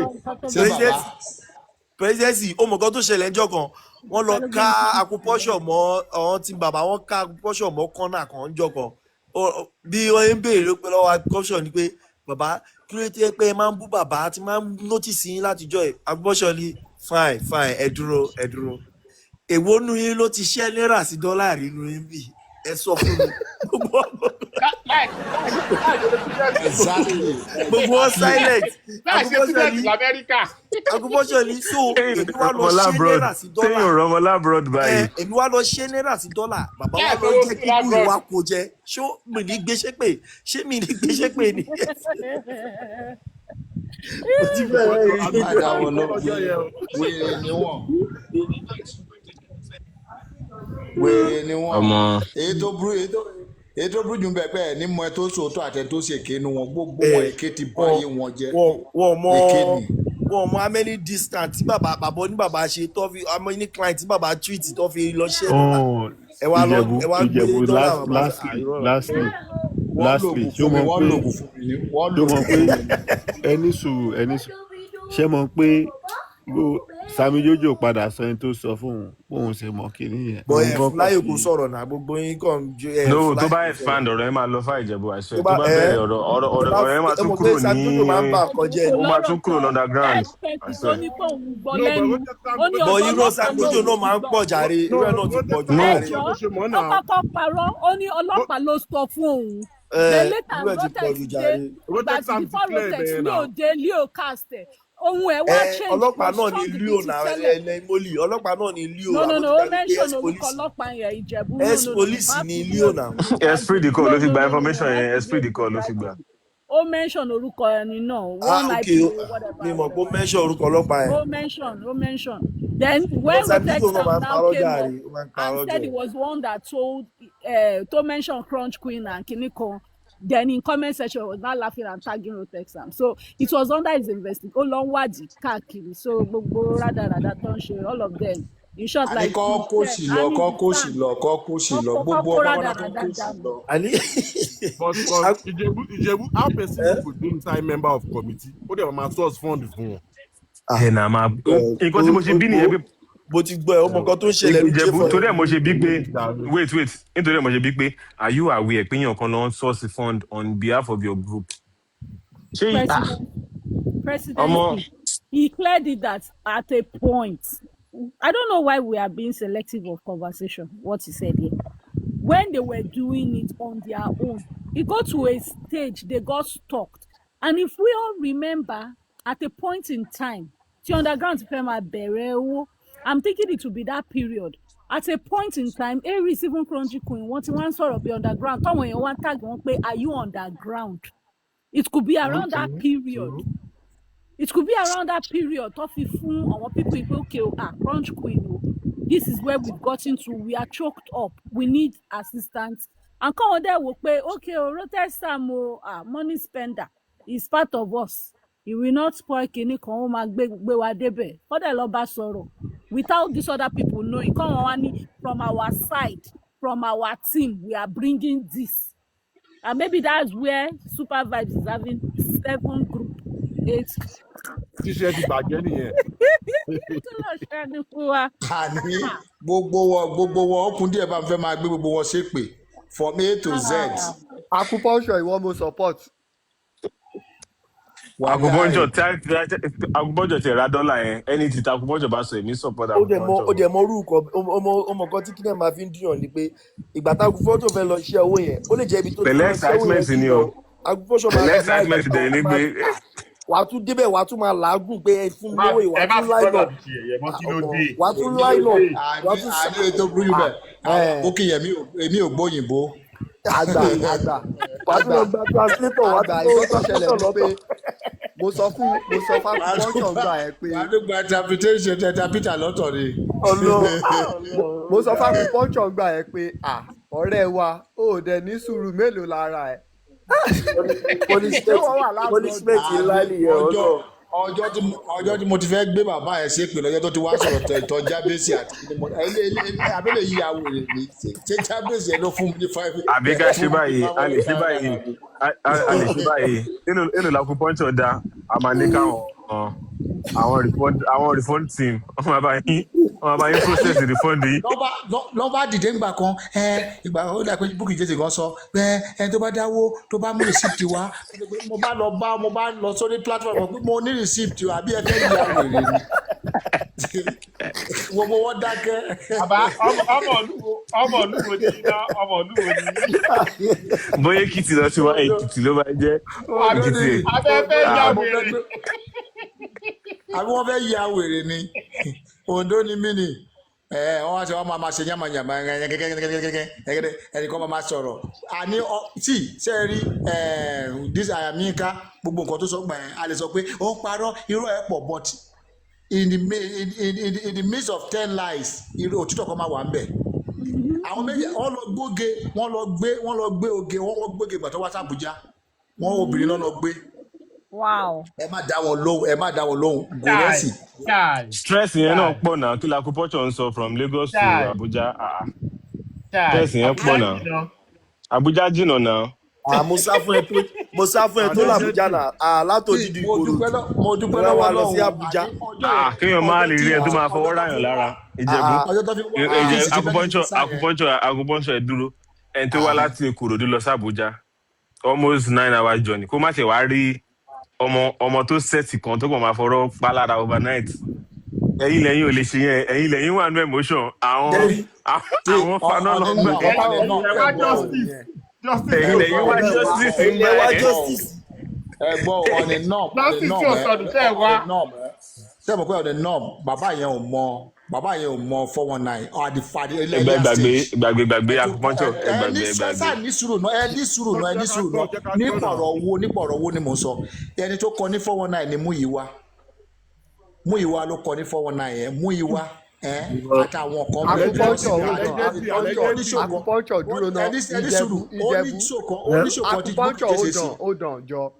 Ìjẹ̀bú ṣó mọ nǹkan tó máa ń pè ní this is my first time mo rántí.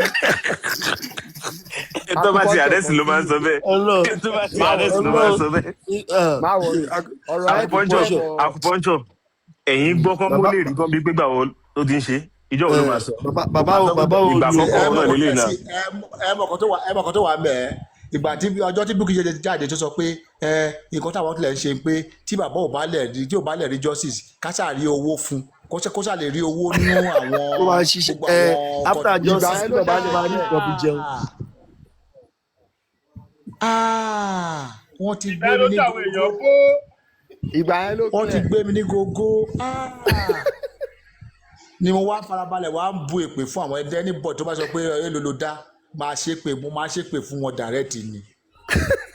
so àjọ ìmọ̀ pé yes tìrìtìrì àtàwọn eléyìí ṣe ìyàwó ni wọ́n o. bàbá wa jáde nǹkan tó ṣẹlẹ̀ ni pé ìfáwọn yìí wá lè mí lè mọ̀ ta tó bá jẹ́ bó bá jẹ́ ikú Mohbad ta ló mọ bàbá Mohbad ta ló mọ jéró ẹ̀ tó bá jẹ́ ikú Mohbad ká tó gbọ́ ká tó mọ̀ kó bàbá ti wọlé orin ló ti lọ́ ń kọ orin ṣé ẹ rí nǹkan mi wà tó jẹ́ ẹni tí ò bá ti ní ìtìjú láyé yìí kò sí nǹkan tó lè ṣe ẹni tí ò bá ti ní ìtìjú ṣe ti lọ wo fídíò YouTube. ìgbà tí acupuncture hold on ṣó mọ̀ pé bàbá yẹn lè ní support ìgbà tí dẹ́ta mi ò fẹ́ ṣòfò. acupuncture bàbá yẹn lè ní support nsìn jẹ́ sọ reason fún ẹ. bàbá yẹn ló wà fún bàbá yẹn ló wà fún àwọn ọmọ aláìgbọràn bíi bàbá yẹn ló máa fáwọn ọmọ aláìgbọràn lọ́gbọ́n. bàbá yẹn ló sọmọ nù bàbá yẹn ló sọmọ nù bàbá yẹn ló sọmọ nù. ẹ máa rí bàbá yẹn gan lọ fẹ́ àpà bàbá yẹn yá bàbá yẹn àpà nìyẹn àrìndì nìyẹn bàbá yẹn gan lọ fẹ́ àrìndì. bàbá yẹn ló sọmọ nù ẹ má ṣe báyìí fún bàbá tó sọmọ nù bàbá tó sọmọ nù èmi ò lè bú bàbá tó sọmọ nù ẹ jọ. kò sọmọ nù ọkọ sọmọ nù ọmọ ẹkú ni kò sọmọ nù o. àná bàbá yẹn ló sọmọ nù ẹ jọ.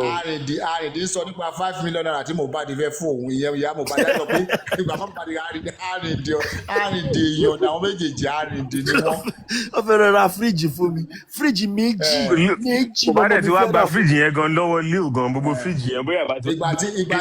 ìgbà tí Wùmí náà ìgbà tí Wùmí ti mọ̀ pé yẹsẹ àwọn eléyìí àgọ̀ ni wọ́n olùbá ya àbí kókó gbogbo owó olùwárí tí Mohbad kókó gbogbo ẹ̀ kó jó dánìkan náà jẹ gbàdúgbà tó pé àgọ̀ ni wọ́n tí wọ́n mọ ẹdítì ọmọ kòkò dá mọ́tò fún mi òun gbélé fún kéde. ẹ̀mí lọ àkúpọ̀ṣọ̀ ti wọnú ẹ̀mí lọ irọ́ ọba. bẹ́ẹ̀ sọ àgọ̀ ni àìsí Wùmí ti rí pé àwọn eléyìí àgọ̀ ni owó tẹ́ bá ti fún wọn ní owó àkàrà ó ti tó wọn kò sí wàhálà. the day wey we go do throwback na you go know say people invest for this thing. aṣọ ẹ ajé.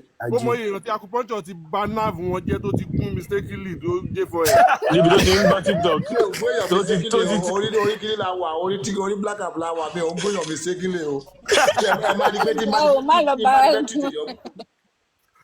má lọ bẹ́ẹ̀ tìjẹ́ yọ̀ ń gbà mí.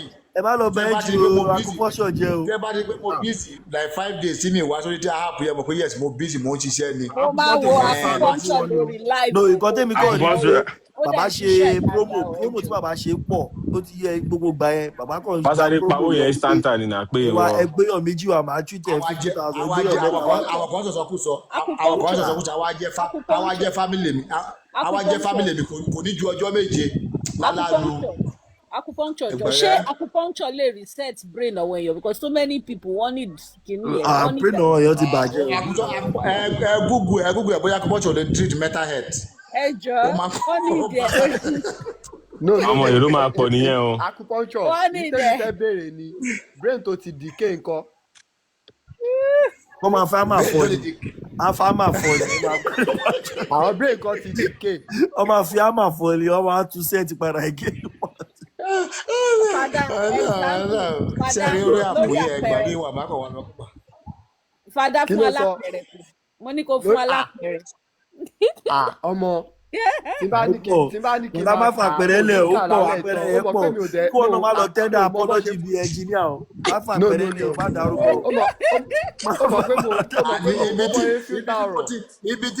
ibi tí mo ti ká scope bàbá Mohbad ó ti sọ pé wọ́n ní kó tẹsẹ̀ lé bọ̀ ó dà mí pásọ̀ tó lọ ń dóyọ̀ kiri. bàbá acupuncture bàbá yẹn dẹ̀ sí gbẹ́rẹ́ sórí o wọ́n dẹ̀ tún lé bàbá sí gbẹ́rẹ́ sórí. bó ṣe wà yẹn bó ṣe wà yẹn tó bá yẹ kó wọ́n ti kó wọn lọ sí ìlú. ìyàwó ẹ̀ sọ ló. tó bá yẹ kó wọ́n ti kó wọn lọ sí ìlú tó ti kó wọn lọ sí ìlú tó ti lọ romi sínú ìbọn fún wọn tó ti fún wọn tẹlómiì tí ogun ti yà pa á ti mọlé ayé ara ẹ̀ pé. irú ìta fúra lọ pàjá 27 sí àbá ti pa tipẹ́tipẹ́ ta fẹ́ lọ pàjá 27 àbá ti pa tipẹ́tipẹ́ wọ́n á dín sí àṣẹbọ. Ọlọ́run jẹ́ kí ajá yẹn ṣiṣẹ́. ajá wo ni. tí la fẹ́ pa ajá 27 náà. wọ́n ní on some family land láwọn ará Yorùbá nǹkan tó máa ń bọ̀ nìyẹn àbí tó máa ń sìn wọ́n máa ń sin ajá àbí wọ́n máa ń bọ òrìṣà ajá ọ̀sán. Ògún ni Ògún wọn máa fi ń kú wọn máa ń pa sóògùn. mẹ́mọ́lì ẹ̀kọ́ bàbá yẹn mo ti mọ̀ pé àgbà ìyàwó ni wọ́n á dé ìwòlé Ọlọ́run ni níta ló fún ẹ ní wòlé ojú wo ló fi rí rọ. ibi tí mo ti máa ń gbọ́ ibi tẹ́mi ti kánà ẹ̀ là ibi tó ti máa ń sọ àmì kan tó bá ti fẹ́ wá gbẹ́rọ̀ kọjá àdé á ní àmì kan mọ́ carpenter ọjọ́ request tí mo lọ yẹn tí mo wọlé tí mo rí tó jáde mo gbọ́. kọ́mọ́ carpenter àbújọ ọmọ bó ṣe ń kówó jẹ. and I did not go to school méjèèjì yẹn normal line ẹ̀ yẹn just. pọ́ńchọ̀ ológun lolúwa o ológun lolúwa. ok Deimoli ibẹ̀ ni wọ́n ti já. no èmi ibẹ̀ not that ibẹ̀ lójú náà Deimoli ti là. No, not be say Jao. I swear, I know they like bring out charts. If you go see my charts where they tell person for 2024, what to share, I say me I no pick any side, but me not take advantage. See, in your bank pariwo, elu advantage òun yẹn. You understand? So ó yá you have pàtẹ́wọ́ to fún use the rẹ̀. person's mi ò advantage gbàdúrà and do the right thing. engineer mi ò gbàdúrà Ibi kó ṣẹlẹ̀ tẹ́mi sí kan family ti dúró pé ó ti tó mi fún máa gbàdúrà yìí kó ní ṣẹlẹ̀ sí public family mi ni but pé tèmi nìkan ti tó. every time kò yí ẹ kò yí ẹ kò yí ẹ tó bá ti fẹ́ ṣe bíi pé tó bá fẹ́ yọ rẹ̀ á ní àmì common carpenter ẹ mọ̀ pé mi lọ school ìgbọ̀n wọ́n ń sọ báyìí. èèyàn kan sọ̀rọ̀ ok ìwọ náà ló ń sọ̀rọ̀ ẹ lẹ́ẹ̀kan ó sọ pé ó sọ affidavit pé on the 11 ọ̀dẹ̀ béèrè lọ́wọ́ bàbá yìí country queen ló béèrè ọ̀rọ̀ ẹ lọ́wọ́ ẹ̀ ó ní ẹ̀yin náà ẹ jẹ́ kájọ ò mọ̀ wípé ìwà títa ni ẹ̀yin ní sùúrù ṣàjọ wà nínú ilé ni àwọn ní mọ́lì lẹ́gbẹ̀ẹ́jọ́ máa wò. bàbá yẹn fún bàbá yẹn fún mi. sí ẹ wo tó bá gbé bàbá yẹn dúró dédé ni ẹ wàláì. Agunpọ́ṣọ̀ ẹ̀yin náà wo kínní tí ọmọ máa tún blame bàbá yẹn díẹ̀ ní kí ẹ blame bàbá yẹn mọ̀ because ẹ máa wọ wọn tó surround bàbá yẹn láti ilẹ̀ wọ́n bossman yìí náà ló ń fún bàbá yẹn lá advice kò yé wọ́n bossman yìí gbogbo wọn tó fún bàbá yẹn lá advice nìyẹn gbogbo wọn tó gba kínní ìjẹ́ nìyẹn náà ọlọ́pàá bàbá yẹn jẹ́ náà. strategy group wà kíní kan group wà presidency abeg make I talk one thing sórí tó bá ti ń lọ fún ibi tí òní ti mọ̀ ó tọ́ ni kó máa lọ fún àwọn kéékèèké no go for that big dog tó bá ti lọ fún big dog yẹn gangan ìgbà yẹn ló máa understand but tó bá ti ń lọ fún àwọn kéékèèké yẹn ọmọ ó lè fa àwọn yẹn ṣe sacrifice. Fada understand that you sacrifice tó ti lọ ni. Fada àwọn tí bàbá yẹn ti lò ní.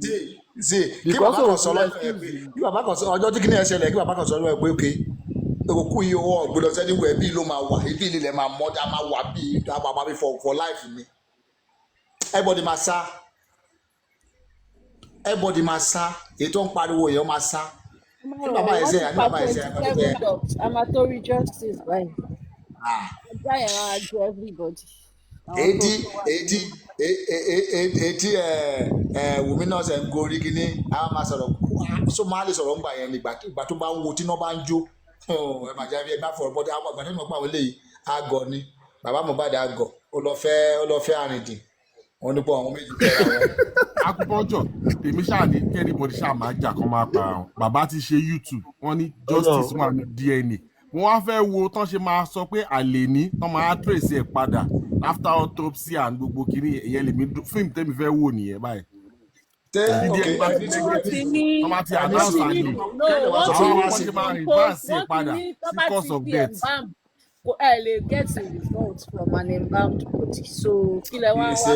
no bàbá sọ ní YouTube ẹ mo ní o ti wo YouTube yẹn bàbá sọ pé akọ̀kọ̀ bàbá ní justice yẹn wà nínú DNA yẹn so èmi fẹ́ assume pé bàbá is assuming negative so tó bá wá negative tó mo fẹ́ wọ́n ṣe máa reverse ẹ̀ padà sí autopsy tó ṣe máa ṣáà gbogbo drama tó fẹ́ play yẹn I'm into what to look at it ìyẹn lèmi ń dúró dè.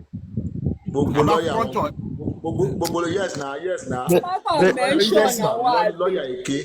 presidency tó bá ń gbọ́ wàá dúró pẹ́ ọmọ wàhídì wàá pẹ́ wàá dúró pẹ́ ó bá dúró pẹ́ ó ṣọ̀fù mi ni wo ibi tó dúró sí bàbá wàá kọ́ gbọ́ pé bàbá ti yá ti lóbi. ìjẹ̀bú ìwọ náà ti ń sọ pé positive ní báyà bí conclusive mo ti gbọ́ ẹ̀ wàá dúró pẹ́ torí negative lèmi fẹ́ wo bó ṣe máa lọ.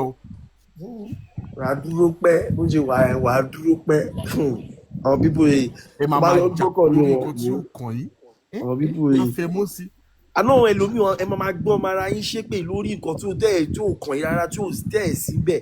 ta ló ń ṣépè wọ́n máa ń gbọ́ ọmọ agbọ́mọ ara wọn ṣépè wọ́n máa ṣépè. wo bàbá ti ìjẹ̀bú fídíò tí bàbá yẹn jáde tó fi sọ pé tọmọ yẹn tó bá jẹ́ tọmọ mi inú àwọn kìnnì kan kì í dànù yẹn òun ni bàbá yẹn kan máa play fún gbogbo yín at the end and that's the end ó ti tán nìyẹn ó ti sọ tó bá jẹ́ tọmọ mi wọ́n play fún ọ fáǹsì ẹ̀ ni. ọ́nì tó bá ti dáwó kò lọ mú receipt wá ṣé wọn ò ní sọ fún ẹ pé ṣèbí mo ti sọ fún ẹ tẹ́lẹ̀. acupuncture tó mú receipt jáde wọ̀ fún lówó padà. àbí acupuncture ẹ̀gbọ́n nígbà tí bàbá ní tó bá jọ mọ́ mi òun máa gbà bẹ́ẹ̀ ni èèyàn kìíní kan ò lè wà kéèyàn dànù. so kí ló tún ta ṣe bàbá ò rí nǹkan ṣe fún Wùnmí kò rí nǹkan ṣe fún àwọn àdúrà àti blessing ti àdúrà tó wà nílé bẹ̀ kò rí nǹkan ṣe fún wọn náà lọ́mọ burúkú fẹ́ kù pa jẹ àbí kẹ́kù pa ọmọ burúkú jẹ kọ́mọ rí gan mọ̀ pé yes àti ọmọ burúkú jẹ má pa wọn. ìgbà tẹ́kù bá pa ọmọ burúkú jẹ ọmọ wo lọ́wọ́ ẹkùn fẹ́ pa ọmọ rí lẹ́kùn fẹ́ pa àbí kẹ́kù pa ọmọ burúkú. insider abeg insider ẹjẹ àfihàn lẹ́yìn ẹ ti lọ ẹ sọ pé ó ti lọ.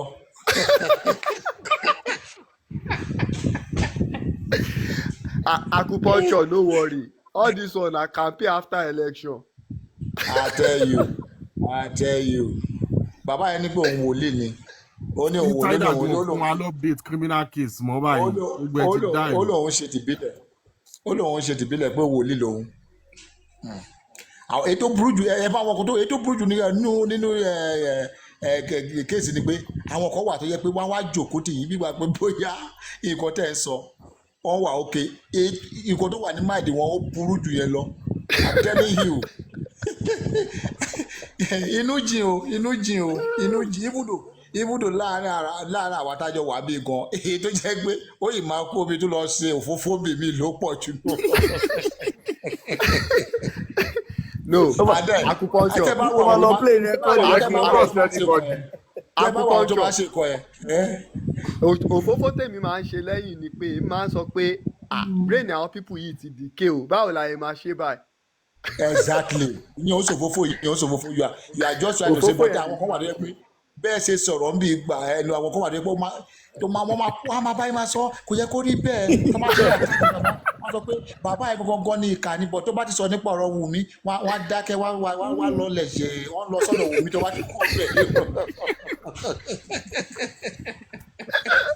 Team A versus Team B ó ga. Àwọn tí mo mọ̀.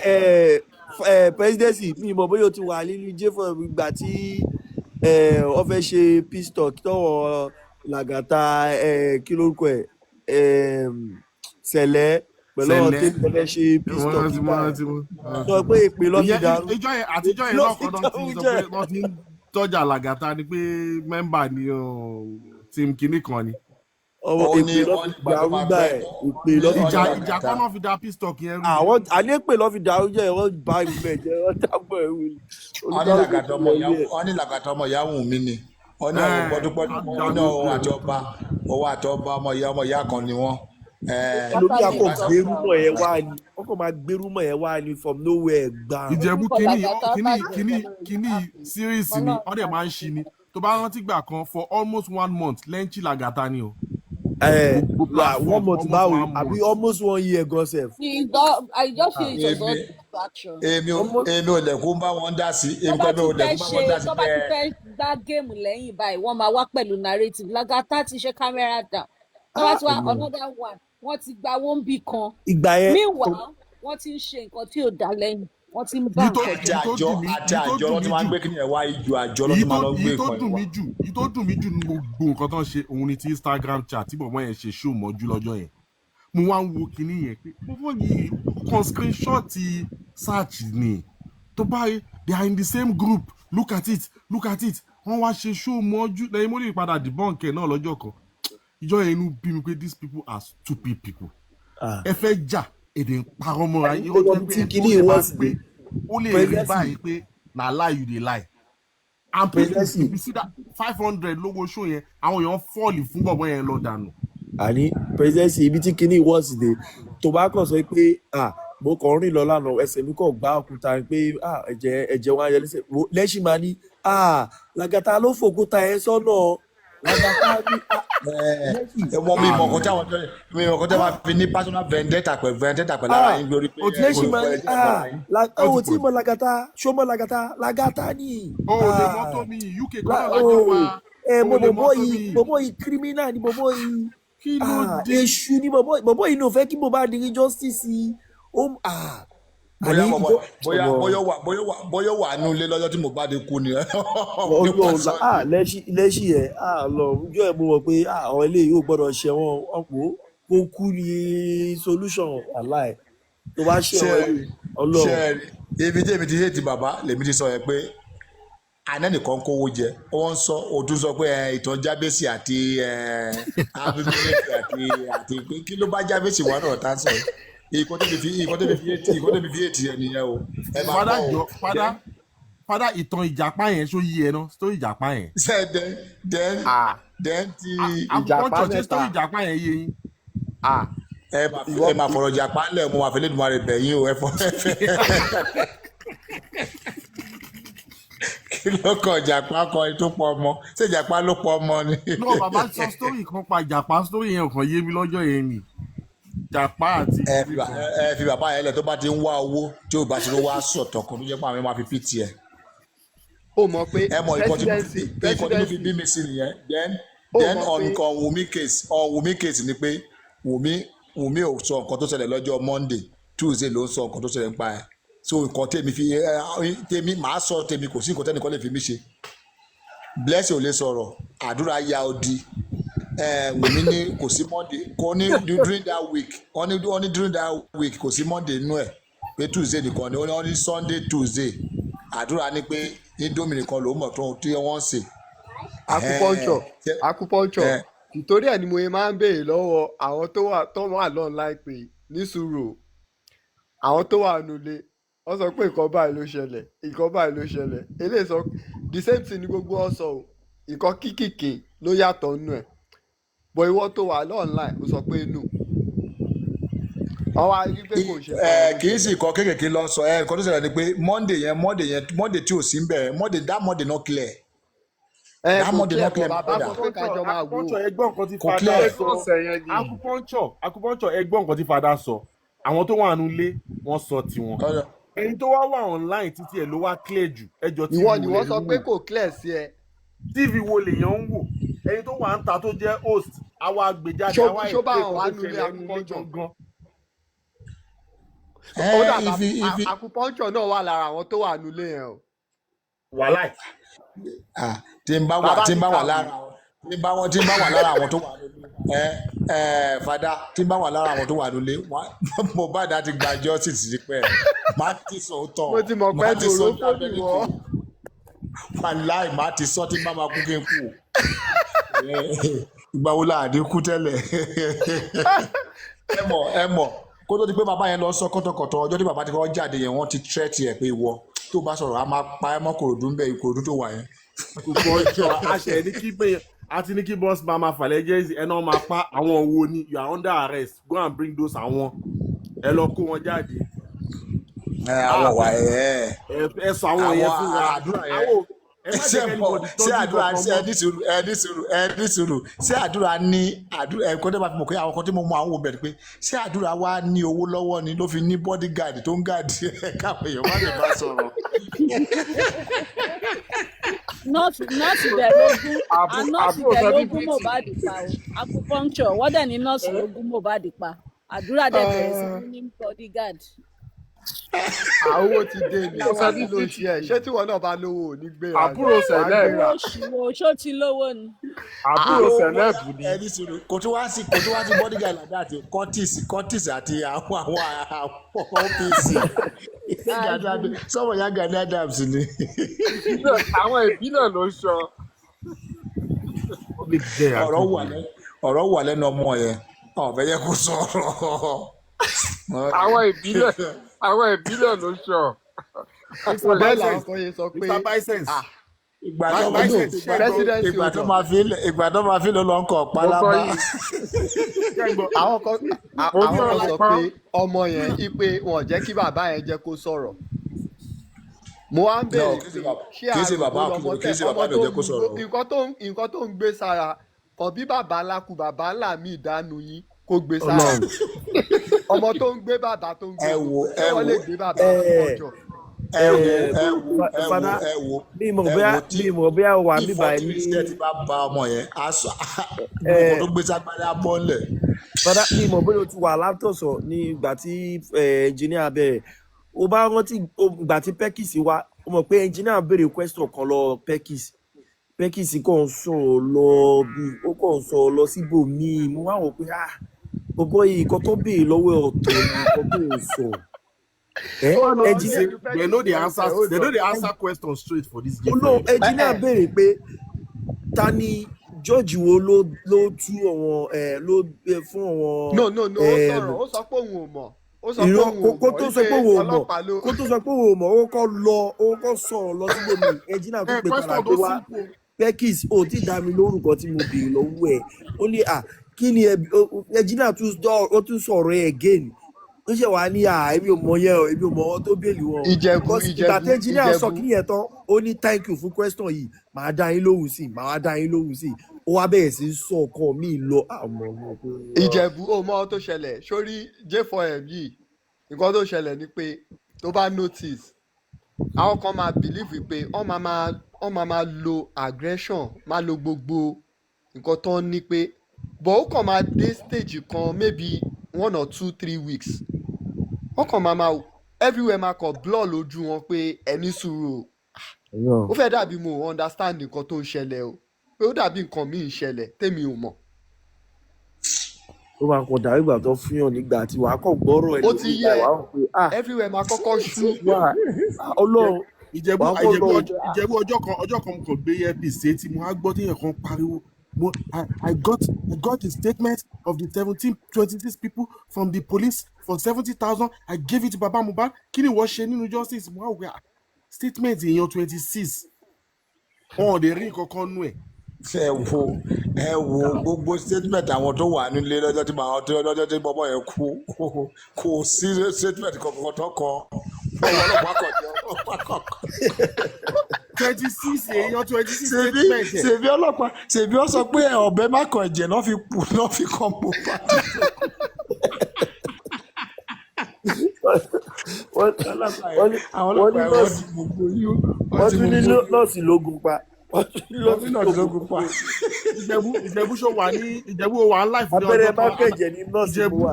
Ìjẹ̀bú ṣó wà ní live lọ́jọ́ tán analyze CCTV lọ́dọ̀ Ìyékúdí.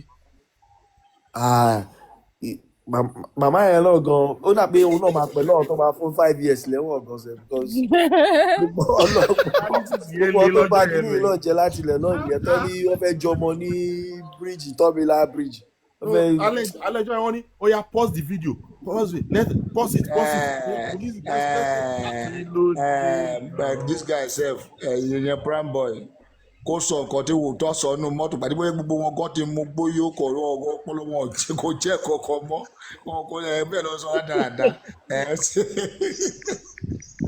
kò lè sọ anything ìgbà tí mo débẹ̀ mo sọ fún ẹ kó bá mi lọ gbé wọn pé mo pé mo bá wọn gbé kọ. Mr. Solanke bẹ̀rẹ̀ pé kí ló ń ṣẹlẹ̀ o.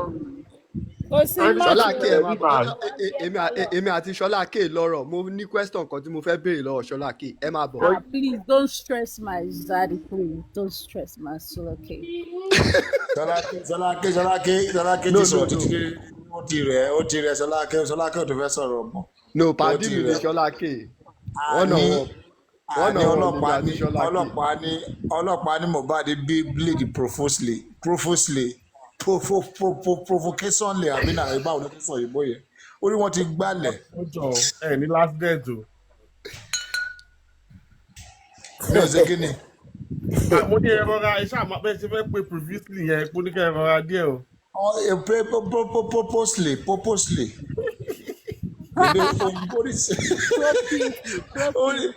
Ẹ gbàgbé nípa ìròyìn purposely lọ fẹ́ pé because tó bá yẹ bẹ́ẹ̀ ni ọlọ́pàá kan ló bá sọ pé Mohbad ó bleed profusely àwọn náà ló bá sọ pé ó tún bleed ọbẹ̀ bá Ṣọláke àti ní new lead ó dọ̀ Ìjẹ̀bú àti ní new lead ni.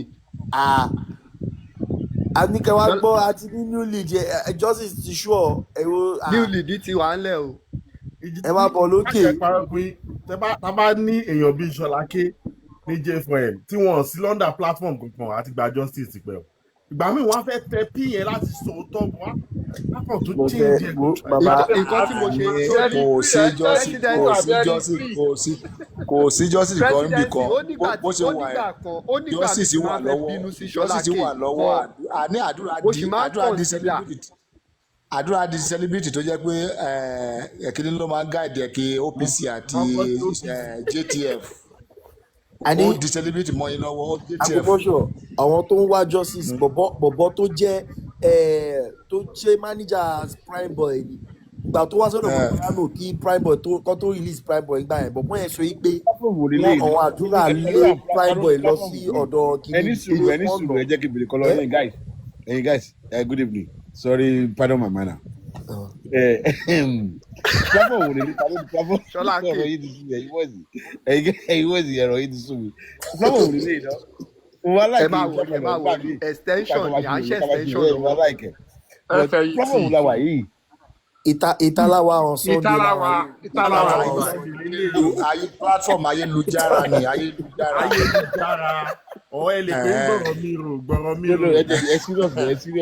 ẹ serious ẹ wá jẹ ká tí mo ti. báwo ni ká ṣe ṣe ẹdúró Ṣọláké ṣé ìní list platform tẹ́lẹ̀ lọ ní ṣé fún list platform tẹ́lẹ̀ wọ. ẹnjìníà kó o sì kọ́ bẹ̀ sí tí pè fún mi kó máa ṣe pé owó rà àgbà. kò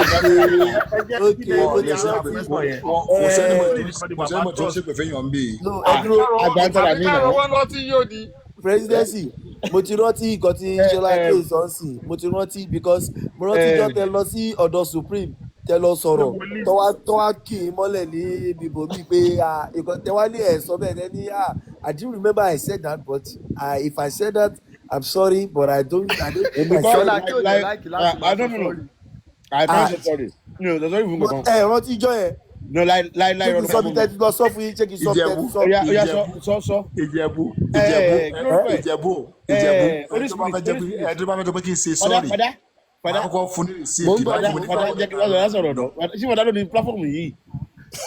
ẹnjìníà báyìí náà kọ́ bú mi bí o. ta ló fẹ́ bú ibi tẹ́ bá yẹ ní ìmọ̀ pé mo wà pẹ̀lú yín.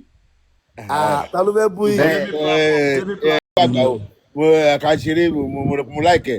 àwọn iṣẹ́ tó fẹ́ bú yín náà ta ló fẹ́ bú yín. ṣẹ́yìn ṣẹ́yàn níṣẹ́ ṣẹ́yàn. àwọn kìnìún wọ́n sọ̀rọ̀ bá sọ̀rọ̀ wọ́n ti lówó ẹ̀ sínú. ayé àti bàbá bàtà lójú wọ́n ti rẹrú ẹ̀ sínú. ẹ má wọrí ṣe tó mú yín sínú ẹ má wọrí. Ìjẹ̀bú ẹjọ́ bíi Mr. Ṣọláké ṣé láti ìgbà tí Mr. Eric ti lọ sí ìgbà tí Mr. Eric lọ sí Kòròdú ṣé wọ́n discuss nǹkan tó ju àwọn rí mbẹ̀ fún yín. Ṣọláké náà lọ. Irọ́ fàdá ní Ìkòròdú jìnnà jù fún Ṣọláké wọ́n fẹ́ lọ. ọ̀rọ̀ yẹ̀yẹ́ tó bá ṣe gbà mí ẹ bá mi kó bá lọ. kì í dé bẹ̀rẹ̀ bá tọ́ bẹ̀rẹ̀ lẹ̀. Ṣọláké Eric ti sọ nǹkan tó ju ẹ̀rí níbẹ̀ fún yín. Irọ́ kò sọ fún mi o.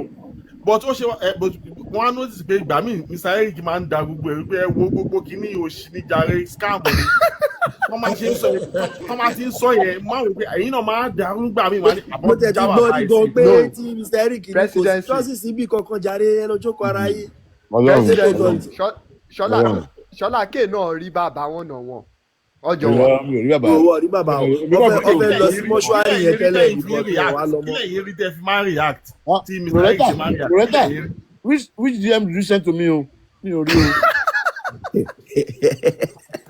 nǹkan tí mo yẹ láìkí Ṣọláké lélẹ̀ kò sí nǹkan tó kàn ó máa cast ẹ̀ ọ máa ní kó má sọ̀rọ̀ bàbá máa ní ẹ jẹ́ kí n sọ̀rọ̀ mi ò láìkẹ́ yín pípù yìí. màá sọ tó ní so ìgbà tẹ́ fada jẹ́ kí n bí fada jẹ́ láàbù tó dọ́pẹ́ fẹ́ lọ lọ́jọ́ ni ẹ ti lọ sí láàbù rẹ. acupuncture ẹ jẹ́ kí n mímí kí Mr. Ṣọláké rẹ ní ẹ jẹ́ kí n sọ tẹnu mi let me talk. èèyàn sọ síbẹ̀ kí èèyàn kú síbẹ̀ náà. no make I no lie I like Ṣọláké because èmi náà mú ìwà yìí mo ní filter sometimes àti tí mi bá fẹ́ sọ̀rọ̀. That's one thing tí mo mọ̀ pé èmi àti mo máa dárúkọ ẹ̀ mo máa sọ̀rọ̀ kò sí nǹkan tó fẹ́ ṣe that's one thing. Mr. Atolake wọ́n ní kẹ́ check DM yín sísá lọ. Mo reply ẹ̀ sí. Ṣọlákè máa I padà will cast check ẹ̀ it. fún wa Ṣọlákè tó cast ọmọ tán lọ gbé Ṣé ọmọ kò lè padà complete? cast ẹ̀. Ṣé Kọ́dà mo fọ́ lọ́jọ́ yẹn o jọ́sí Ṣọlákè ní paparano ó ti mú mi ó ti ká mi ó ti ká mi ó ti ká mi. irọ́ yá sọ story yẹn sọ story yẹn. Ẹ ti gbàgbé story jọ ọmọ tẹ lọ mú ni tí paparano wá wá ní ìtẹ́jà papa ó ti ká mi ó ti ká mi. Jágbàgbé ẹ̀. Kí orúkọ ẹ̀ gan ká mi náà. Ó ká yín lọ́jọ́ yẹn o paparano ká yín o. Bòdèṣíà ká mi náà. Ó ká yín ẹja ti bẹ̀rẹ̀ májà sọ. So kí lẹ̀yin rí báyìí tẹ́ fi wá tó yẹ pé yín gan máa ń dálẹ̀ gbà mí pé kò sí justice níbi kankan ẹ kàn dá gbogbo ẹ̀rù. Sórí Ṣọlákè ṣe wà yìí bí Ṣọlákè ṣe wà yìí nǹkan tó ń wá èmi mọ̀ wọ́n dẹ̀ mọ̀. Kí ni mò ń wá? Lọ́yà kí náà ń wá padà. Mo explain fún yín jọ yẹn Ṣọlákè ẹ ti gbàgbé. Mo rántí mọ́ mi. Made in China no justice yìí lẹ̀ ń wá. Tìtorí ẹ̀ lẹ́yìn sọ fún wa pé ó máa tó pé kò bá jẹ́ 2028 or 2035 mo lẹ́ ẹ̀yin àti ta ni. You know it bí àgọ́ tó fẹ́ sọ ni mo rò náà o but what my problem is this mo wait kí o máa purọ́ tí bá dẹ̀ wá purọ́ tó wá rò pé o jẹ lọ mi ò fẹ́ kó jẹ lọ. If there's any way you can pay for that your error, you're lying, you're not being truthful, try to deceive public, deceive people. I don't like it. Mr. Ṣọlákè ẹ ti sọ gbogbo òótọ́ ní J4M ẹyọkan nìkan rẹ̀ ti sọ. Màá dẹ̀ sọ fún yín lálẹ́. Níjọ́ tí. Presidency ta ló jẹ́ presidency yìí láàyè o. Níjọ́ tí. Ẹdúró ta ló jẹ́ presidency yìí. Ìjọ́ tí ìjà ìkọ̀kọ̀ ṣẹlẹ̀. Tó wà lórí ẹ̀nà the presidency.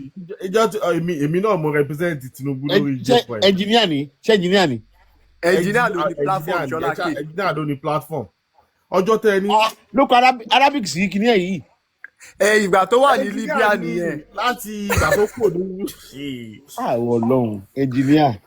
Ó rántí ayé Libya ẹ̀ ni. Engineer. Onótùkọ̀ Arabic sí kíní ẹ̀ yìí. Òun ni Mr. Ṣọlákè wá ní Yomi má jẹ́ sọ̀rọ̀ o má tó ọ̀pọ̀ lẹ́nu o. Ọlọ́run yẹ tó ọ̀pọ̀ lẹ́nu jọ ẹ̀ gan-an ó dùn mí. Ṣọlákè àní Tunisco kò sí nǹkan tó fẹ́ sọ ń bí báyìí má sọ̀rọ̀ má sọ kankan. You guys but no on a serious note bọ̀bọ̀ yẹn try o mi ní kúrọ́ fún yín o.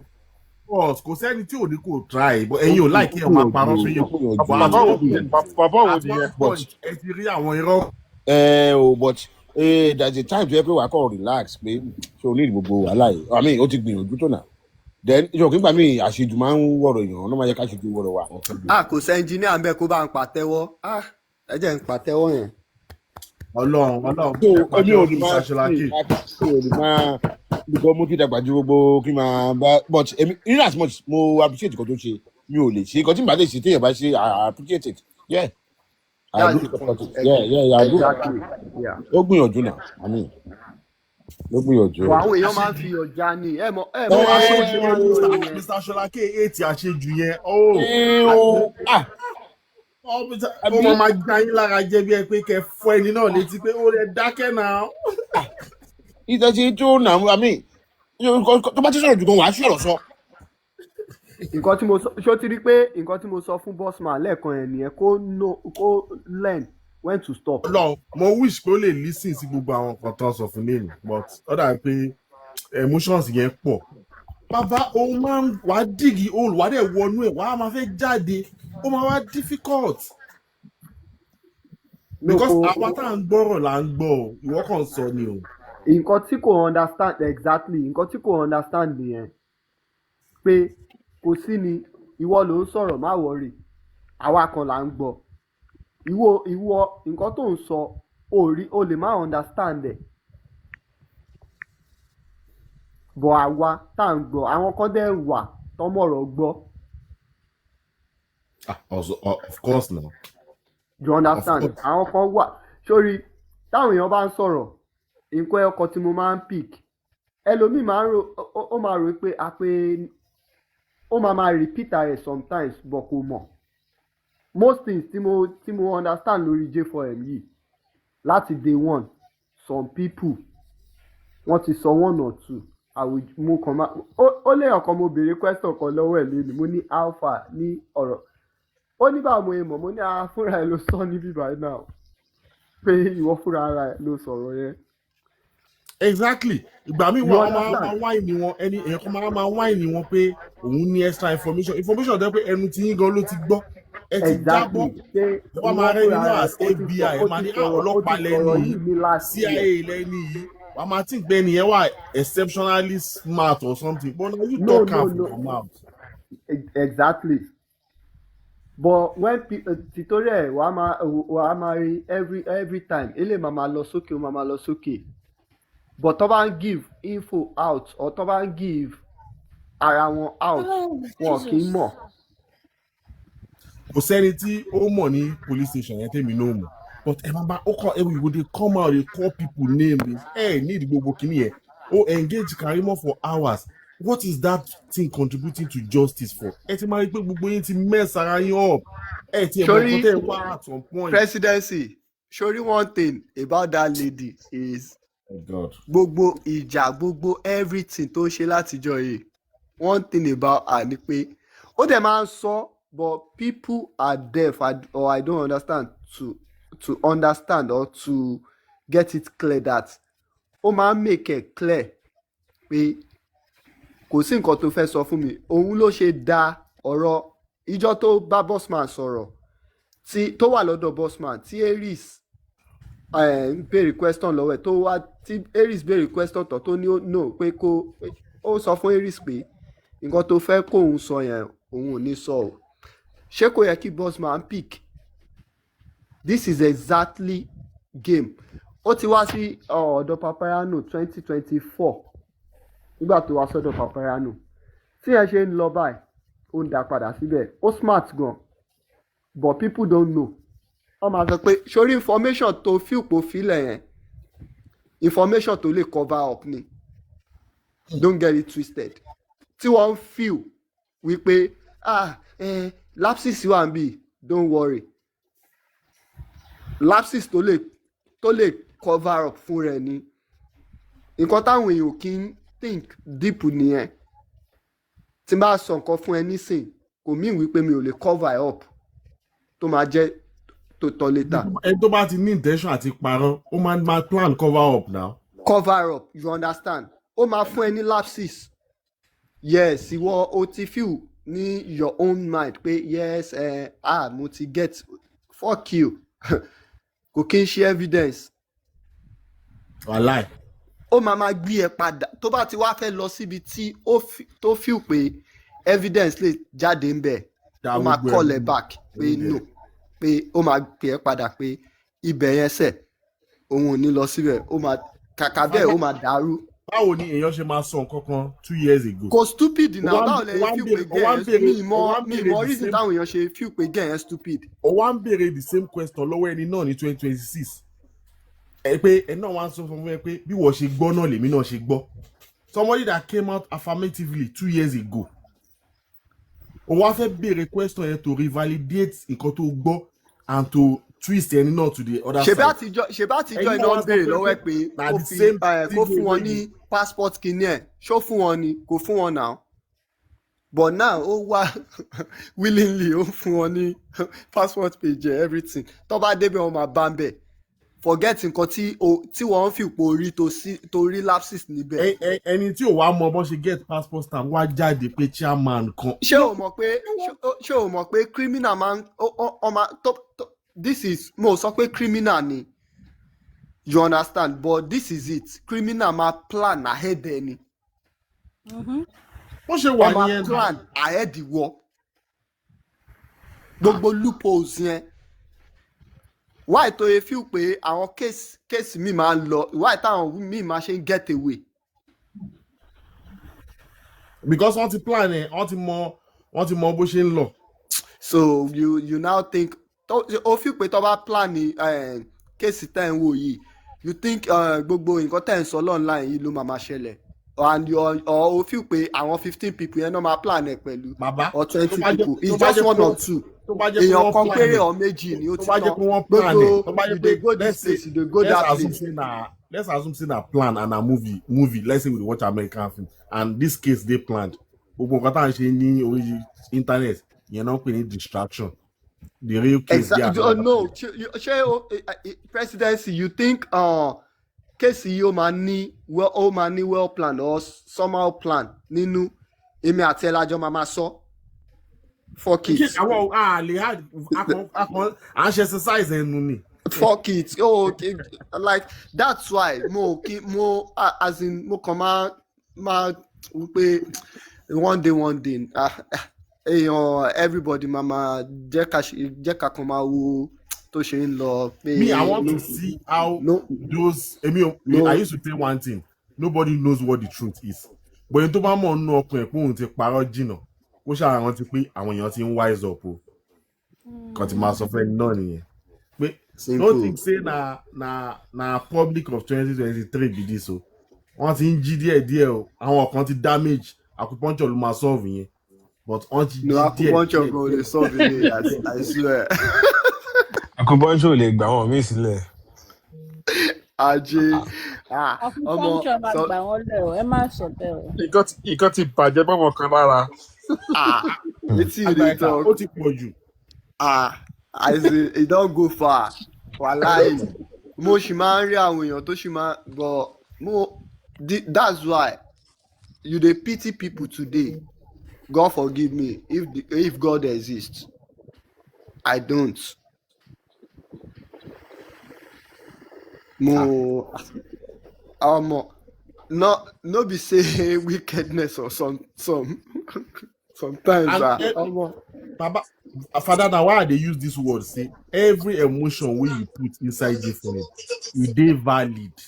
Nobody dey undermine your effort or anything, but use your head. Kò sí head kankan bí báyìí.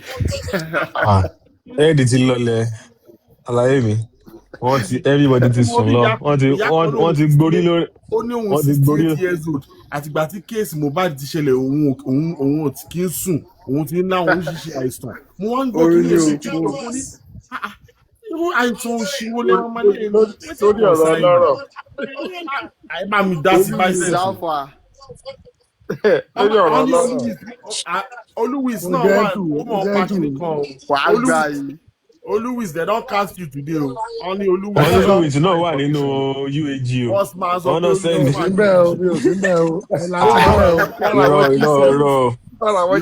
Irọ́ láti ilẹ̀ o. Oluwis ta gbọ́ dáadáa o. Ìgbà kan lọ́wọ́ bá mi wọ́n ní kí n mú wákà fi sanwó tíkẹ́ẹ̀tì tí wọ́n fi gbé Spain lọ sí Abuja. Mo ní àṣà náà. Oluwis bá ṣe gbọ́ ni pé Oluwis is aware of all this. And I send him some information too. I will send him some information and he acknowledged. No. The information are just from out to. Ṣé ẹni boss man? Oluwis wà ń bí bàgbà tó sọ. Oluwis just from out to. Oluwis dey here. No. It was Agba Italu and B. Okay, really? No. Oluwis was beside. Ìgbà yẹn lọ́wọ́ face Oluwis. Oluwis you two were there. Oluwis why explain rẹ̀? Oluwis was. Maybe na that time I come on. Ó ṣe ń rí wọn ló mention orúkọ anybody tó rí tó ti mọ̀ pé ó mention. But all the details wey he say he don dey he go say I want to give you some information I don't want you to leak Imani you don't want to leak oya don't tell me. Don't give me bá fún mi. You see you know ti gbọ́ kankan. I don't think Bossman has anything tangible forget.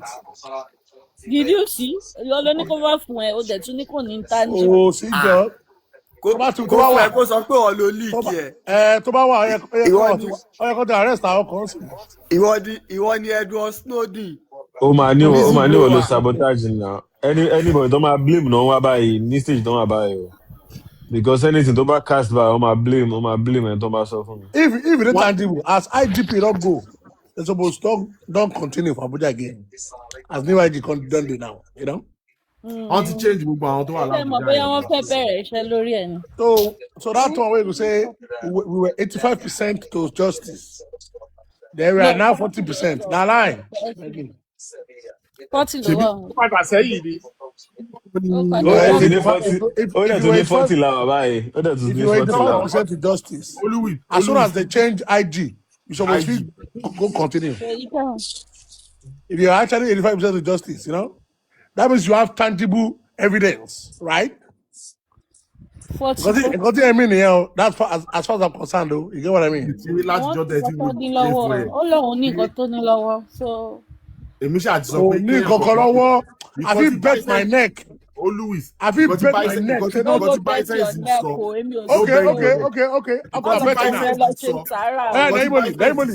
Mo tún sọ, I bet my neck.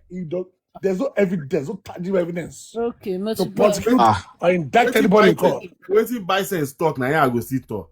No come tomorrow say evidence dey to help Mohbad. You no help am because of any reason. No. You will not you are fair. Since you get am now, he does not have any evidence anywhere. Have you bet anything? Say, Hey, that means they won't send you know the year where they're not the time so they get evidence. You know the year? Eh? I just believe it's going to underground. I want to suffer me see. I want to suffer later. Okay, but I must suffer me. But 1 year go pass. The year 1 year go pass, so they'll come. Hold on. 1 year go pass. Louis not get intel. Mo fosha. The intel I say they get, but they don't want to talk am. And I go say they don't talk am. Abi. See now, no one detail I never see. Intel, only Wills. Intel where they get, where they no fit talk outside. See, today, as I'm speaking with you, all I still hear say, bullshit. I lie. All I see. Man wish make him a play. Maybe comrade day here, comrade most of the year. Comrade day here now. If they get tangible evidence, comrade will talk. Say, if okay now, I want comrade to come up. Make a bet with comrade. If they get any tangible evidence, make them confirm and say they get. Let them come and say. Comrade Mose, they don't have nothing. They don't get one. Because people having dispute. One, Binti by evidence Binti by one. See, comrade Mose, but one in Koshe, you not say you should bring it out. So now. Eh? You know, say you still believe there's a justice somewhere. So no problem. I won't argue with you. Don't worry. I don't Ilé tó dìbò. Ṣé ní ẹmọ́ iná tó máa jẹ sọ́ọ̀bù ẹ̀ náà lẹ́gbẹ̀ẹ́ kan? And everybody still believe there's justice somewhere. Man, I don't believe. I believe the family. I believe what the police. Hold on. I believe the report of the police at the preliminary. Is what that was the correct thing from the beginning. Every other narrative was just bullshit. I'm telling you now. I stand by it. And it continues to be bullshit. Queen of Oma quote time to not sit there for no worry.